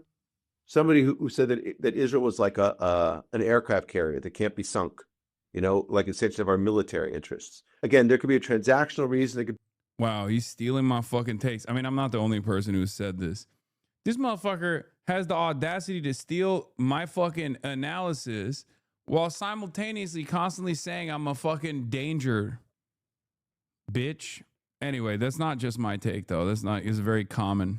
I say it all the time, but that's you must be in some big trouble then, considering you broke the law live on camera. It's over for you, buddy. It's always over for me. Any day now. Hassan is finished. Any day now. Okay? Hassan is getting canceled by his audience. Any day now. China is falling apart, guys, have basically turned into Hassan is falling apart any day now, guys. Yeah. Any day now, China is collapsing. He is 1000% finished. He's 1,000,000% done this time. It's been over for you. It's over for you, buddy. Anyway, let's get to Hong Kong, because there was a massive fire that happened in Hong Kong. You are canceled, lol. Exactly. Every day. And it's strange because, like, the cancellations, or I guess, like, people who say that are just fucking fantasizing about this thing happening, but they're all on the right. News now, and that is that at least 36 people have been killed in a fire at a high-rise residential complex in Hong Kong. We now know that more than 200 others are missing. Well, let's take you live to the scene now, and you can see the flames that have spread across all 8 blocks of this development in the northern Tai Po district. Among those killed that we know about so far is a firefighter. Thousands of residents have been evacuated to shelters, and it's unclear yet what exactly has caused this blaze. Well, with me now in the studio is our correspondent, Graham Satchell, who's across the story. Graham, what more do we know? Well, Mariam, this is a terrible story that we've been following for the last sort of 10 hours or so now. It's a tragedy that has developed and got significantly worse over that time. The latest update that we had was from the city leader in Hong Kong, who gave us the terrible news that the death toll has risen to 36 and that 279 people remain unaccounted for. The first news of this broke late afternoon Hong Kong time, around 3 o'clock, when we first got reports of a fire this is a very densely populated part of Hong Kong. There are 8 tower blocks with nearly 2,000 flats, so you can see how densely populated it is. They're old. They were built in the 1980s and they were undergoing renovation. So they were covered in a bamboo scaffolding. And eyewitnesses say that it was the scaffolding that initially caught fire, so the bamboo on the outside of the building, and that spread very, very quickly. Firefighters have been trying to tackle the blaze all day, but it has spread from one tower to another, and we think that now there are 7 buildings in total that have been affected. 3 we think are just about under control, but 4 are still on fire. And it's difficult to say where this goes now, but the likelihood is that this will get much worse before it gets better. The news coming out of Hong Kong has been terrible, and I think will continue to be terrible. Graham, thank you very much indeed for that. Graham Satchell there, who's across the story. These are live pictures that we are continuing to watch. You can see there, it's 2 in the morning local time, and firefighters, more than 700, as Graham said, have been trying to tackle this blaze for many, many hours indeed. And as I mentioned earlier, we know that at least... We saw a building with bamboo scaffolding on stream. Bilibili was saying dangerous. Yeah. They said that, I think people were, they said that people were arrested for it or something. I don't know. One firefighter, a 37-year-old, died fighting the blaze. And the government has earlier today paid tribute to that firefighter, describing him as dedicated and gallant. Now, we also know from a local councillor who's spoken to the BBC that residents are asking for help from local authorities after losing contact with their relatives, their friends. Remember, this is a complex that houses over 4.5. Yeah, 3 men have been arrested in connection with the deadly Hong Kong high-rise fire. Police say hundreds of people remain missing. Executives have been arrested. At least 44 people have been killed in a major fire engulfing apartment blocks in Tai Po district of Hong Kong, with 279 people not accounted for. More than 800 firefighters are tackling the blaze at Wong Fuk Court, with the fire under control in 4 of the 8 buildings. 3 construction company executives are under arrest on suspicion of manslaughter connected to the substandard materials that may have allowed the fire to spread quickly. The fire has been classed as a level 5, the most serious level in Hong Kong. A baby and an elderly woman have been rescued as the late-night emergency operations continue, local media reports. The government has paid tribute to a 37-year-old firefighter who died fighting the blaze, describing him as dedicated and gallant. Residents are asking for help from local authorities after losing contact with relatives inside the buildings. 3 construction company executives have been arrested. Oh my God. That is shocking. I just, you know, as an American, this actually is a very, very surprising. We have more details on the 3 arrests that we reported a little earlier. 2 directors and a consultant of a construction company were arrested by police on suspicion of manslaughter. Police said they found polystyrene, I don't know how you say that, boards blocking windows of the site, and suspect they, along with substandard construction materials, may have allowed the fire to spread quickly. Isn't it super sus that they arrested the executives? No. Why would that be super sus? Polystyrene? People are saying it's styrofoam, basically. Dangerous conditions hampering efforts to put out the fire. Remember, from what we've seen, it's just like these buildings oftentimes are in a state of disrepair and they constantly are under construction. There's also, corporate accountability is impossible for the American mind to comprehend, by the way, or the Western mind really to comprehend. So much so that like people are saying it's suspicious that they got immediately arrested. In Singapore, if you have a cargo ship and it dumps waste into the ocean, the executives of the shipping company get arrested. Guess how many ships dump their shit in the ocean there? Yeah. In the U.S., executives will be publicly grilled by Congress, then quietly let go with a slap on the wrist and a negligible fine. Barely. Kaya, get out of there. No. Corporate accountability sounds like oppression to the eagle-brained. Yeah. Isn't Hong Kong capitalist? Yes.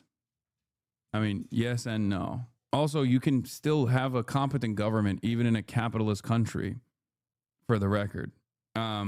Anyway, the thing is, they have they have these houses that are very what? No, I can't give you attention right now, little lady. I'm streaming. That's crazy. I is sticking her tongue out at you, Onk. No, she's literally sitting on my foot. Okay. Nope. Don't deny her love. You know I'm abusive by not giving her love. What the fuck is going on? This is on the Twitch end, I think. Oh, wait, it is here. I'm still here. We're back.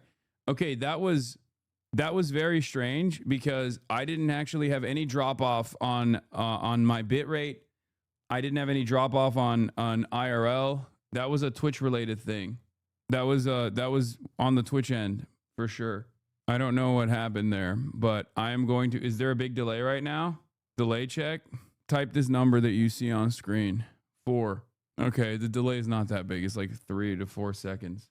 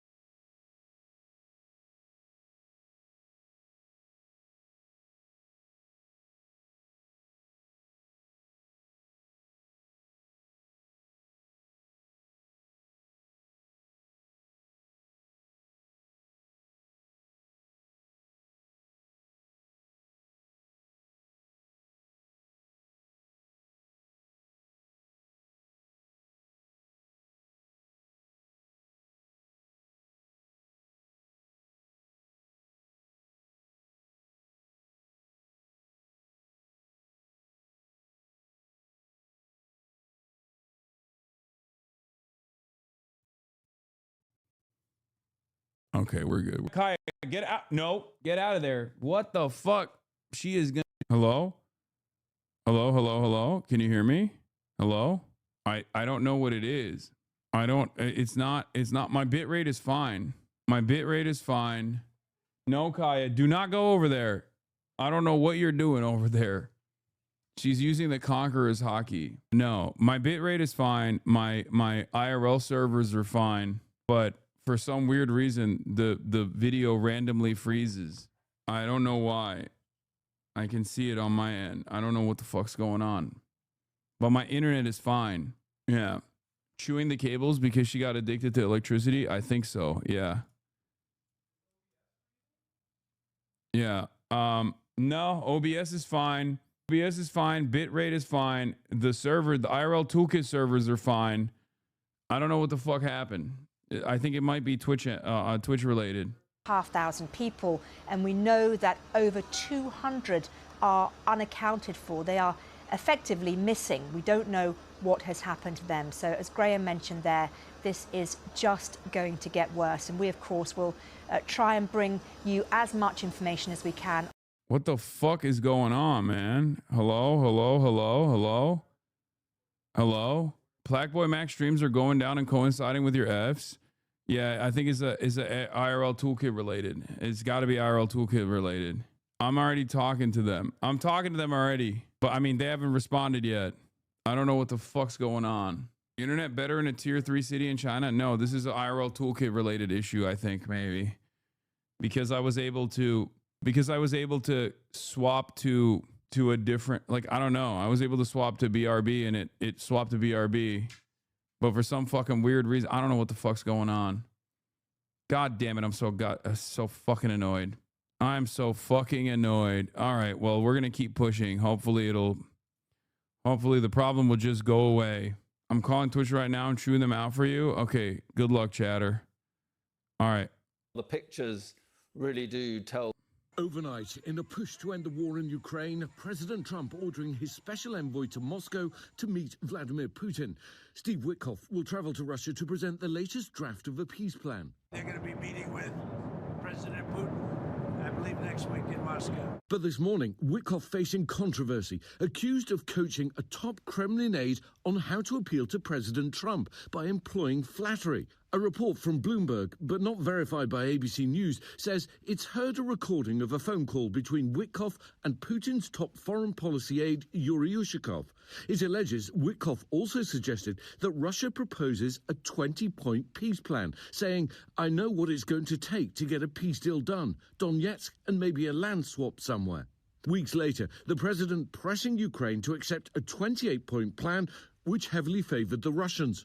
This morning, Ushakov telling a Russian reporter, I speak with Witkoff quite often, but I don't comment on the substance of our conversations because they're confidential. While not denying whether the report's accurate, Ushakov was asked who'd leaked it, saying, I don't know. Someone is leaking them, someone is listening in, but it's not us. When asked if he'd seen the reports, Trump brushed off any questions about Witkoff. No, but that's a standard thing, because he's got to sell this to Ukraine. He's got to sell Ukraine to Russia. That's what a deal maker does. Bloomberg now publishing a second call, saying it's between Ushakov and another key Russian negotiator, Kirill Dmitriev, who's also working with Witkoff. It suggests the Russians were actively seeking to ensure the Americans simply take on Russia's plan for ending the war. While diplomacy moves forward, the war grinds on. Russian officials reporting a massive attack by Ukrainian drones, seen in videos circulating online, damaging residential buildings and injuring two. A number of Republican lawmakers have charged the Trump administration with appeasing Russia, and now this morning, one Republican lawmaker calling for Witkoff to be fired. And this morning, the Kremlin clearly unhappy, saying these leaks are aimed at disrupting President Trump's peace plan. But, George? Ian, these leaks do appear to confirm the initial suspicions of the Europeans and the Ukrainians that the initial plan that was put forward favors the Russians. Yeah, I think there's going to be a lot of finger pointing. The Russians seem to be very clearly saying it's not them. They're clearly unhappy, and they've been unusually vocal over the last 12 hours or so about this. So you have to ask the question, who else is capable of listening into a private call that comes from within the administration to the Kremlin? And people may well start to look closer to home. George? Ian, panel, thanks very much. And we have breaking news. The new Apparently, Trump hasn't learned that the Russians are the toughest negotiators known to man. I mean, Donald Trump loves Vladimir Putin. Might be joined the wrong chat. We already covered the Witkoff transcripts yesterday. Let's see what Donald Trump's response was to it, though. I didn't see that one. Reporter, have you heard of this audio that Bloomberg has of Witkoff coaching the Russians on how to appeal to you? Trump, well, I haven't heard of it. No, but let's see. I suspect that Donald Trump likes that Witkoff is telling the Russians that, like, you have to be nice to him. He personally likes this attitude around him, you know, like, oh, I'm just like a dictator. All of the people working around me, all the people working around me talk about how they're at the mercy, how they're at my, they have to respond to my unique opinions on everything. I don't know. It's just they're losing too many people. Have you heard this audio that Bloomberg has of Witkoff coaching the Russians on how to appeal to you? Well, I haven't heard it, no, but that's a standard thing, you know, because he's got to sell this to Ukraine. He's got to sell Ukraine to Russia. That's what a deal maker does. You got to say, look. That's not what they were saying. No, that's not what the transcript showed. The transcript showed them basically worrying about selling this deal to you, and telling what the Russians have to say to you to sell this deal to you. But the reason why he likes this, is because this makes him look powerful in his mind. You know, oh, all the Russians, they're even though the terms of the negotiated agreement are favorable to Russia, ultimately this makes him feel like he's more important than he actually is, because he's an egomaniac first and foremost. They want this, you got to convince them with this. You know, that's a very standard form of negotiation. I haven't heard it, but I heard it was standard negotiation. And I would imagine he's saying the same thing to Ukraine, because each party has to give and take. So you're worried that he's too pro-Russian? They're losing too many people. Have you heard this audio that Bloomberg has of... Yeah, this is standard in negotiations, guys. Is a totally standard negotiation technique when you have to tell the other side that you're negotiating with that they're at the mercy of your whims, and they must abide by whatever the fuck your needs are at any given moment, and that even if the terms are not favorable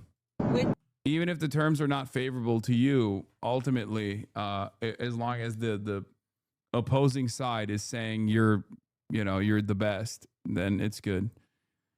I saw the Witkoff transcript Bloomberg had. It is completely unremarkable, and frankly, Trump is right here coaching a counterpart on how to sell something is often part of the negotiation. Question is, who leaked this and why, and what was their agenda in trying to twist it? No, I don't think it's normal. The fuck? Steve Witkoff and Trump are a unit. Having spent way more time than I would like to recall studying Kissinger call logs around much higher stakes negotiations, I can tell you that this is run-of-the-mill. Witkoff is no Kissinger, but the tactic is common. They're on the same side. They are on the same side in this instance. Why would two people on the same side tell the opposing side how one of the two people on the same side have to be convinced? Maybe in a business deal, but this isn't geopolitics. It shows that Donald Trump is operating on a separate, operating with separate interest than I guess the rest of the American team is. Anyway. Yeah, the Georgia prosecutor dropped the election interference case against Trump and others. Big W for Trump. I'm just going to skip that one. I don't really care about that. FDNY commissioner says faith is a factor in leaving role after the Mamdani win, and says it's an emotional decision. I mean, this guy was already fucking bad news anyway, but let's take a look. New York, with the largest police and fire departments in the country and a more than $100 billion budget, New York is a very tough city to govern, and it can be even more so when incoming Mayor Zohran Mamdani has apologized for past calls to defund the police. Another fake win for the admin. Okay, that's what that is. Last week, in a closely watched decision, Police Commissioner Jessica Tisch said she had accepted the mayor-elect's offer to stay in her job. But Fire Commissioner Robert Tucker announced his resignation effective December 19th, just hours after Mamdani was elected. Both leaders are Jewish, and in his first interview since deciding to leave, Tucker told me his faith is... Dude, Barry Weiss at it again, okay? This guy is notoriously corrupt. The very fact that you guys are interviewing him directly, The very fact that CBS News is interviewing him directly as though he is some sort of like consequential figurehead in this admin and has like serious gripes with Zohran Mamdani's incoming mayoral administration is so fucking pathetic and so stupid. Okay? Oh, it's my religion. My faith is a factor in leaving the role after Mamdani won. It was an emotional decision. One of the reasons he decided to quit. Talking about police and public safety has been a little bit awkward for Mayor-elect Mamdani because of some of his past comments. Does he have some work to do still in winning over the support of first responders in New York? Yeah, I think he has a tremendous amount of work to do, and I think it's work well worth doing. While Robert Tucker's police counterpart, Jessica Tisch, is staying on. I respect her. Oh my God, brother. What is this fucking dumbass news piece, man? Oh my fucking Lord. Oh no, dude. We have to hear from every person. We have to hear from every fucking person that thinks Zohran is bad.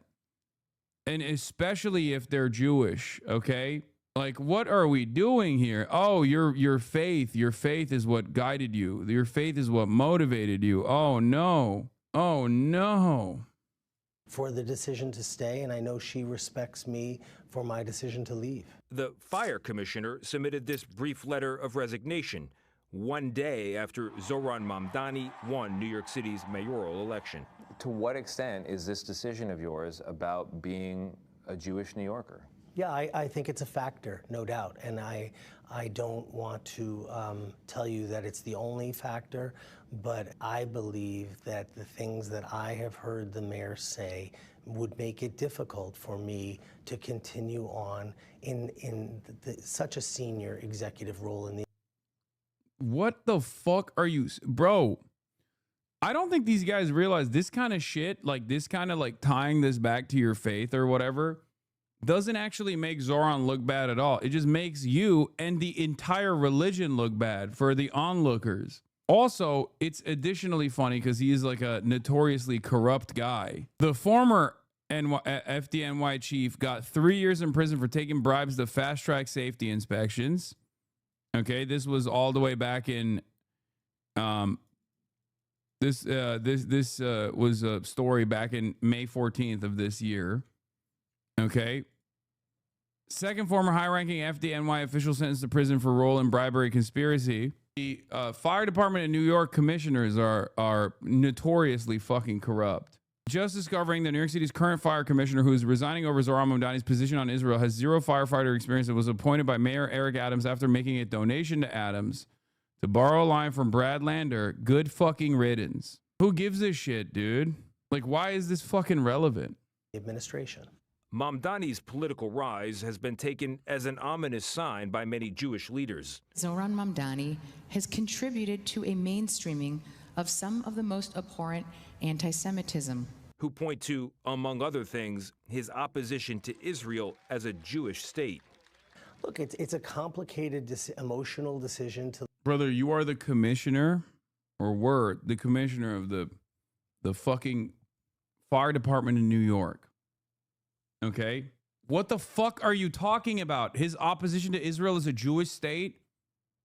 Like, this in and of itself openly shows that you were not capable of doing this job anyway. He's not a firefighter, by the way, chatters. He's never fought a single fire. He's just a guy who knows that this position is notoriously easy to win favors on, and bribed his way to getting the position after the previous guys got fucking arrested for using that position to fast track building permits without proper fire safety inspections. Notice how being a Jewish leader has never been an Islamic issue, but the other way around is a Jewish issue, yet somehow Muslims are the intolerant ones. It's not even a thing. These are fucking dipshits who think they can masquerade, who think they can carefully craft an Islamophobic narrative while shielding themselves and making it seem as though this is a disagreement in their faith. Can you imagine a Muslim fire department commissioner turning around and being like, yeah, oh, our mayor's a Jew? Sorry. I can't fucking do that. Did you already cover the Barry Weiss clip about you? Yes, I did it yesterday. Like, can you imagine? That would be fucking insane. Also, this has nothing to do with Judaism. This fucking dickhead is just simply saying that it has something to do with his Jewish faith. It's ridiculous. It's insane. And I think most people don't actually look at this and go, wow, well, this actually lends credibility to the fears that a lot of Jewish New Yorkers feel about Zohran Mamdani. No, it makes people go, okay, what's up with these Jews? That's what people say. It breeds anti-Semitism. Okay? For the onlookers, they look at this, who aren't brain broken by pro-Israel sentiment. The onlookers that look at this go, what the fuck is this guy saying? What's up with Jews is the question that they ask. That's how you become more hostile to Judaism, Jewish people in general. But ideologically, there's no doubt that the mayor and I disagree on some very fundamental things to me. Tucker. Yes, Zohran, as the Islamic-style jihadist, wants fires to continue burning. I, as a Jewish commissioner of the Fire Department of New York, obviously don't want fires to continue burning buildings. This is the fundamental disagreement that we have. And others aren't convinced by the mayor-elect's words of reassurance. I will be the mayor who doesn't just protect Jewish New Yorkers, but also celebrates and cherishes them. More importantly than hearing it, we want to see it. And, you know, there was an example very recently on the Upper... Brother, do your fucking job. Literally, your faith has nothing to do with you doing your fucking job. What the fuck is this conversation? Dude, it doesn't matter. No matter what I say, obviously, Zionists are not going to listen to me because a big part of Zionism revolves around Islamophobia. And you know, my background, it becomes a filter for many Zionists. Like, they just literally will refuse to hear me say this. Okay. But this kind of pairing is not working anymore. The faster you realize that, and the faster you craft a new narrative, the better it will be for all of the Jews who aren't Zionists, who aren't as fucking invested in the state of Israel being an ethno-state. Okay? I know you don't care personally, but I'm sure you have relatives that are going to be falsely maligned in this regard. It is so fucking stupid. It's like if a Muslim candidate or a Muslim New York police department commissioner and a fire department commissioner was running around being like, as a Muslim, I think the criticisms against ISIS are very Islamophobic. I can't believe it.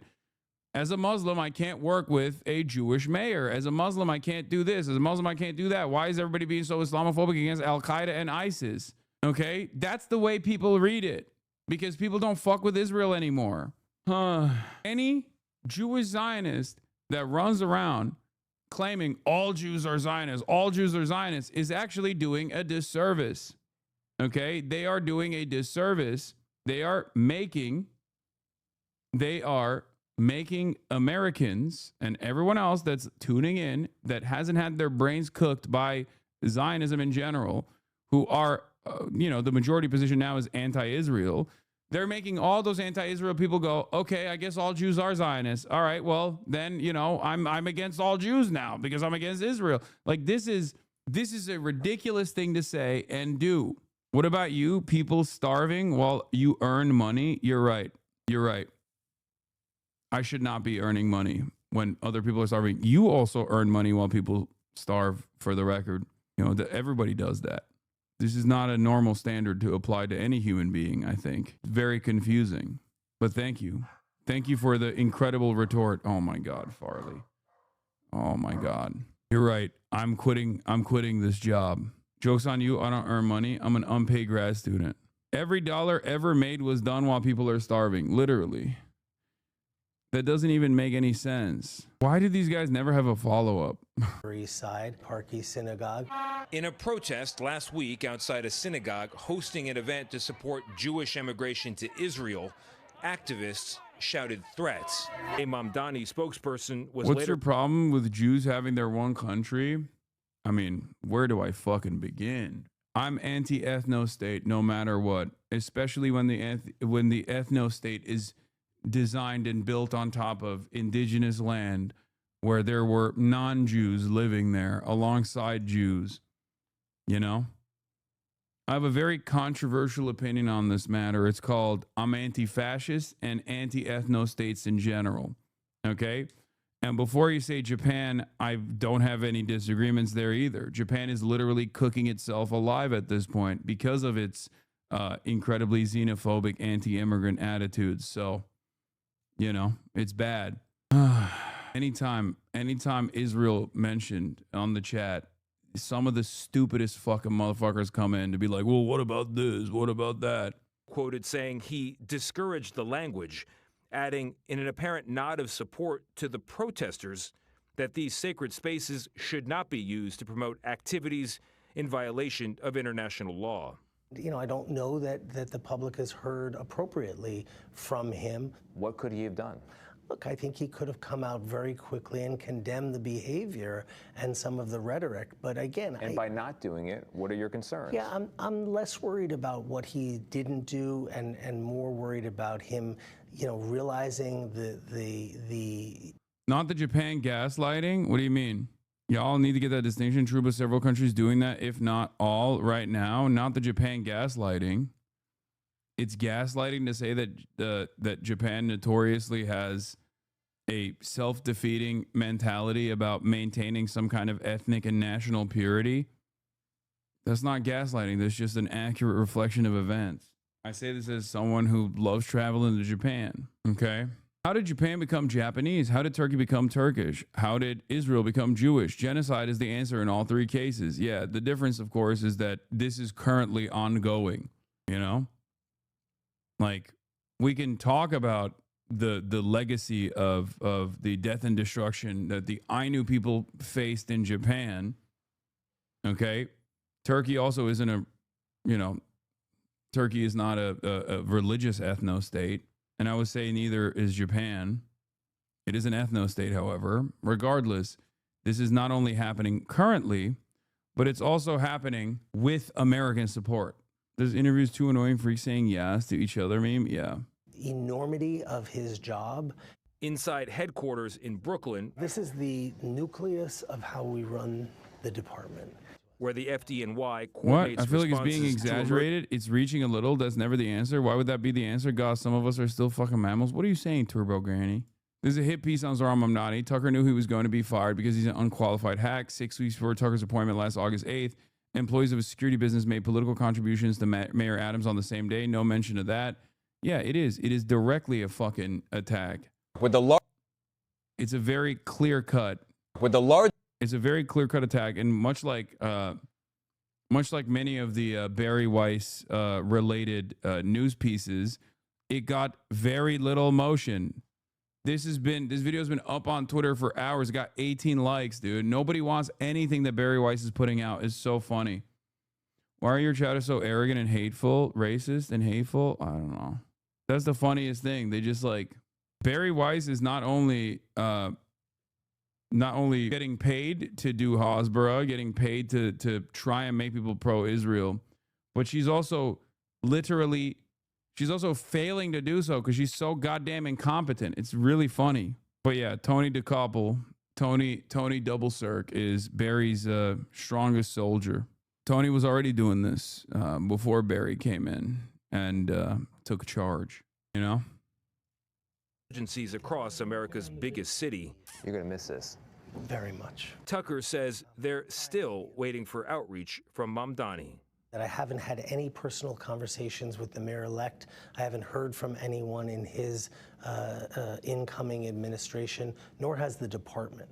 And so I only hope that is not an indicator of their feelings about the FDNY. I'd like to think they think everything is going so well here that they don't need to transition so fast. Well, things are going well at the fire department. I mean, look, it's a great department. I want to point out that Robert Tucker, the commissioner there, he loves his job. He loves the people he's working with. He quit. Why would they reach out? They got shit to do. Yeah. Well, the reason why they're even doing a fucking news bit on this is because They want to do an anti-Zoran. They want to do anti-Zoran coverage, but they want to do it as subtly as possible, even though this is as subtle as a fucking heart attack. The very fact that this dipshit resigned, knowing full well that he most likely would have been replaced anyway, because he was an incompetent asshole who paid for the position, is ridiculous. I cannot believe that they interviewed this fucking dipshit. They're so stupid.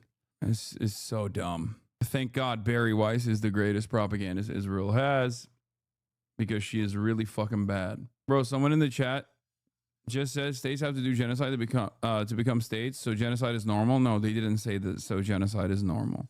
I don't think they were saying that, even though I obviously criticized that take regardless. That chatter wasn't even implying it. That chatter was saying the other chatter was implying it. Okay? Anyway, once again, we are relying on the incompetence of these monsters. And luckily, they are very incompetent. Another F? Really? Another one? What the fuck is happening, bro? What is happening? Can't figure out if Twitch side or IRL toolkit, even though IRL toolkit shows no issues. It's back. Is it China? Okay. I had to hit the no, I hit that. I hit that. I hit that. I did that. The black screen you saw, I did. Okay, I had to reset the... Look, it literally shows that I'm not back for myself. Okay, now I'm back. I kept refreshing over and over again, and it wouldn't even fucking... It would not even go... it wasn't even live for myself. It wasn't a Twitch-related issue. It's 100% IRL Toolkit. Every single streamer that uses IRL Toolkit got fucking kicked off the platform. Incredible stuff, dude. Incredible stuff. Shouts out to IRL Toolkit. Virtually every single streamer that uses IRL Toolkit went offline. 5K viewers, you're washed. Just rejoined and you're still having issues. 5K viewers, you're washed. Yes.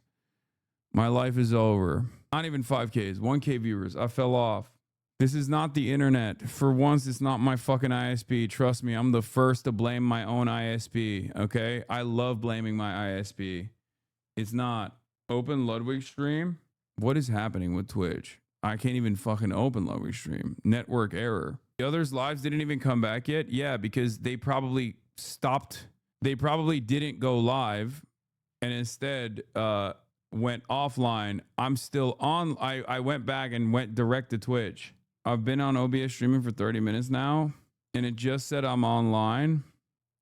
Yeah, I think AWS is broken and IRL Toolkit is broken. So both, I think it's Cloudflare having an outage again, possibly, because I went online. I went online with Twitch and direct to Twitch. IRL Toolkit charges thousands of dollars a year for it. Dog shit service. I know. It's fine now, at least for the time being.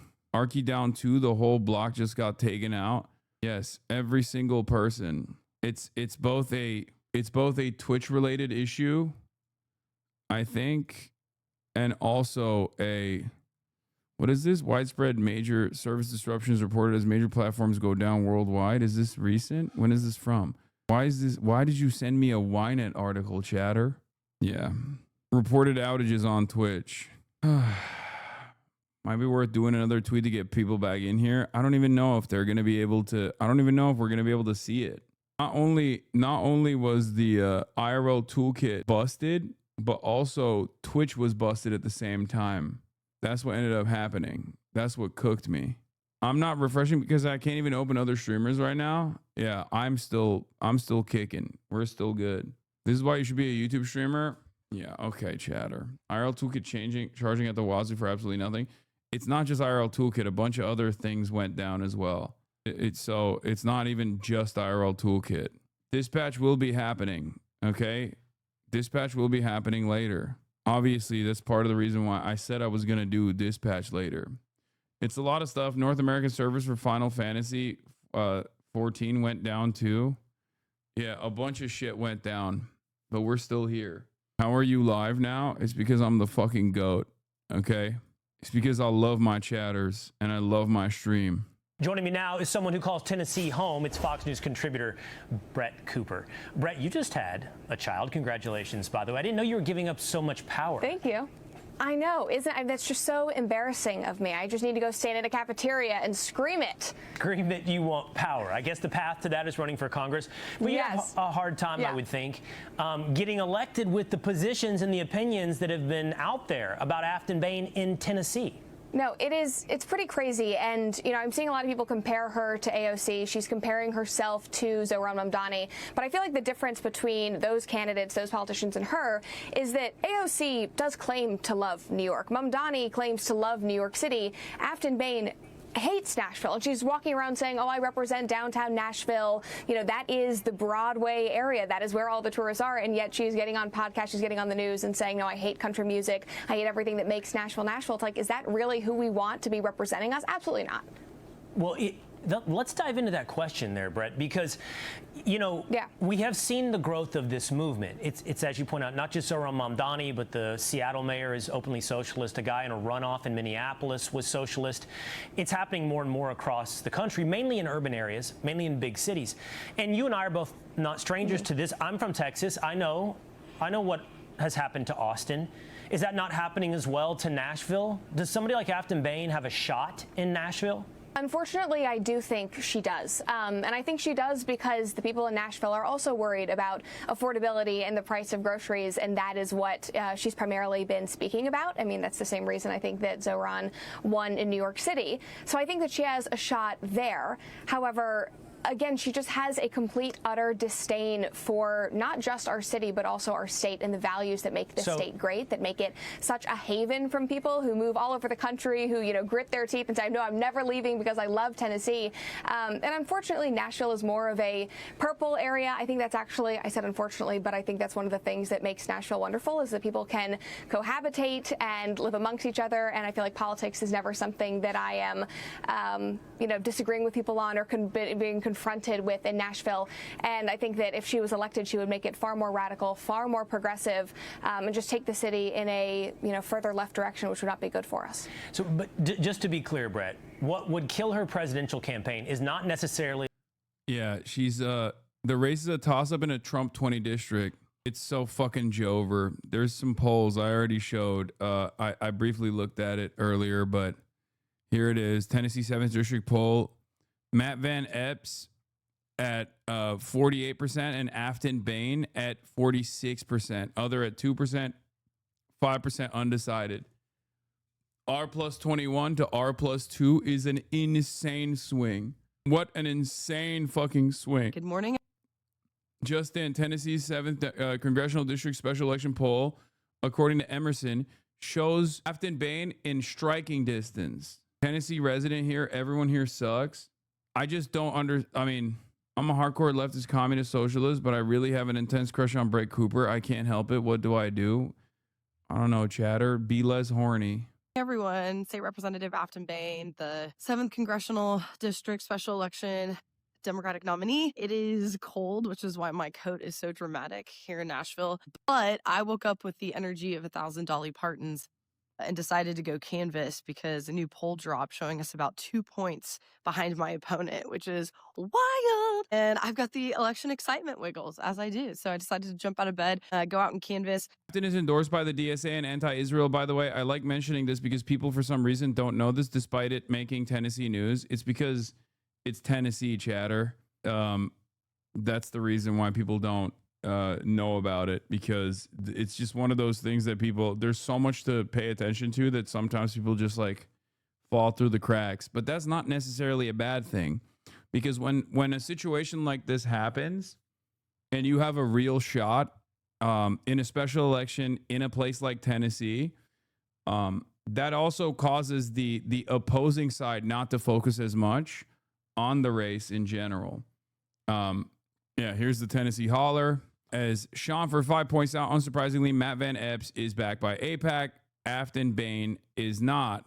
This is the first time I'm covering her as well. Yes, like I'm admitting that this is there are so many things that happen all the time around the country that it's like virtually impossible for me to be tuned in and locked in at any given moment.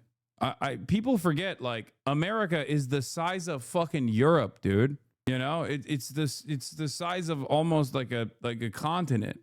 So yeah, it's like sometimes it will literally be like, oh, as a French person, why aren't you covering the elections in Hungary? It's like, okay, well, what do you want me to do? It's just too big. It's too fucking big, man. I don't know. I'll give you another example. It's like China, okay?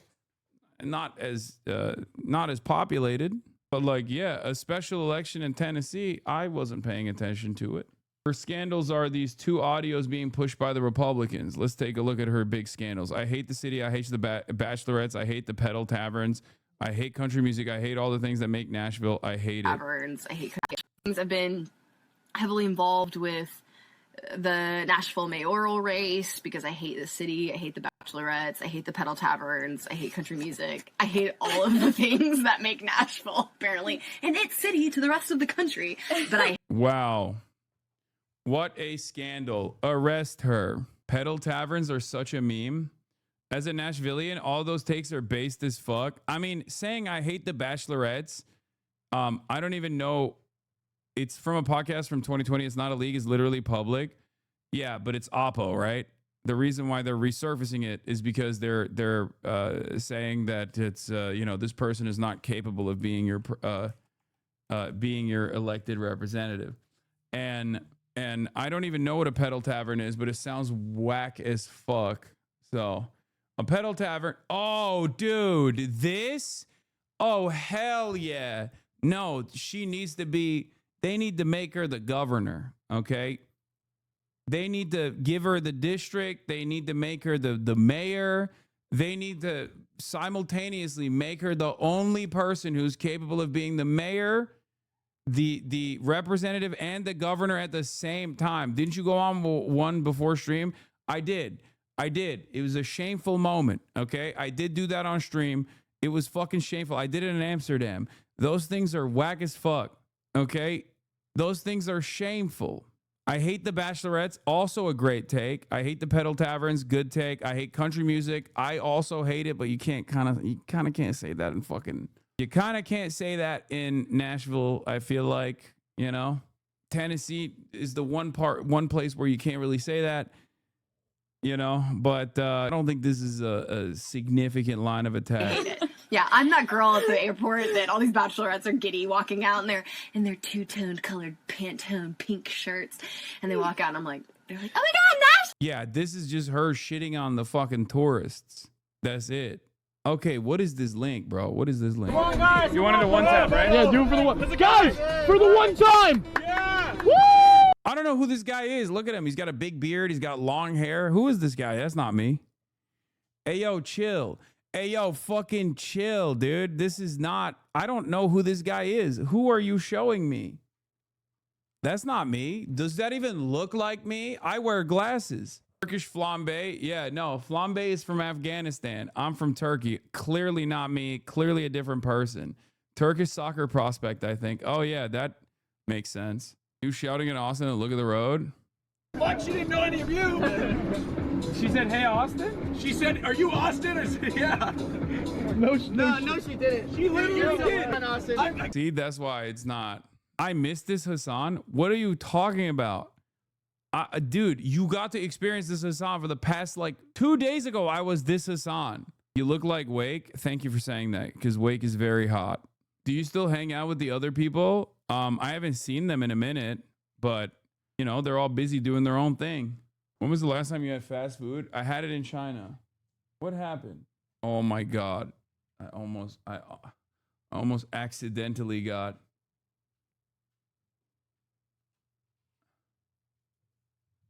I almost accidentally ran over little lady's tail. Anyway, Afton Bain was calling for Israel's actions as genocide in April 2024. Harris campaigning for her is a good sign she's reading the tea leaves correctly for 2028.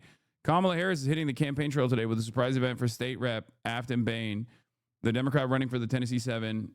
Yeah, I'm an abuser. You guys know this already. I literally beat her ass all the time. Okay, I do every day. I must come clean. I beat Kaya's ass every day. To be fair, she's 120 pounds and she also beats my ass, but We're evenly matched. We're evenly matched. I beat her ass, and then she beats my ass way harder than I ever could. I do wrestle with her. And she wins, usually. Who wins in the marketplace of ideas? You or Kaya? Who do you think? She runs the show here. Proof. What is this? Kind of high maintenance. He doesn't show it, but my he cats is. are high maintenance too. Yeah, they are. You are Bumper. I'm my cat. But you are so Kaya coded, it's crazy. True. You love attention. Also abused.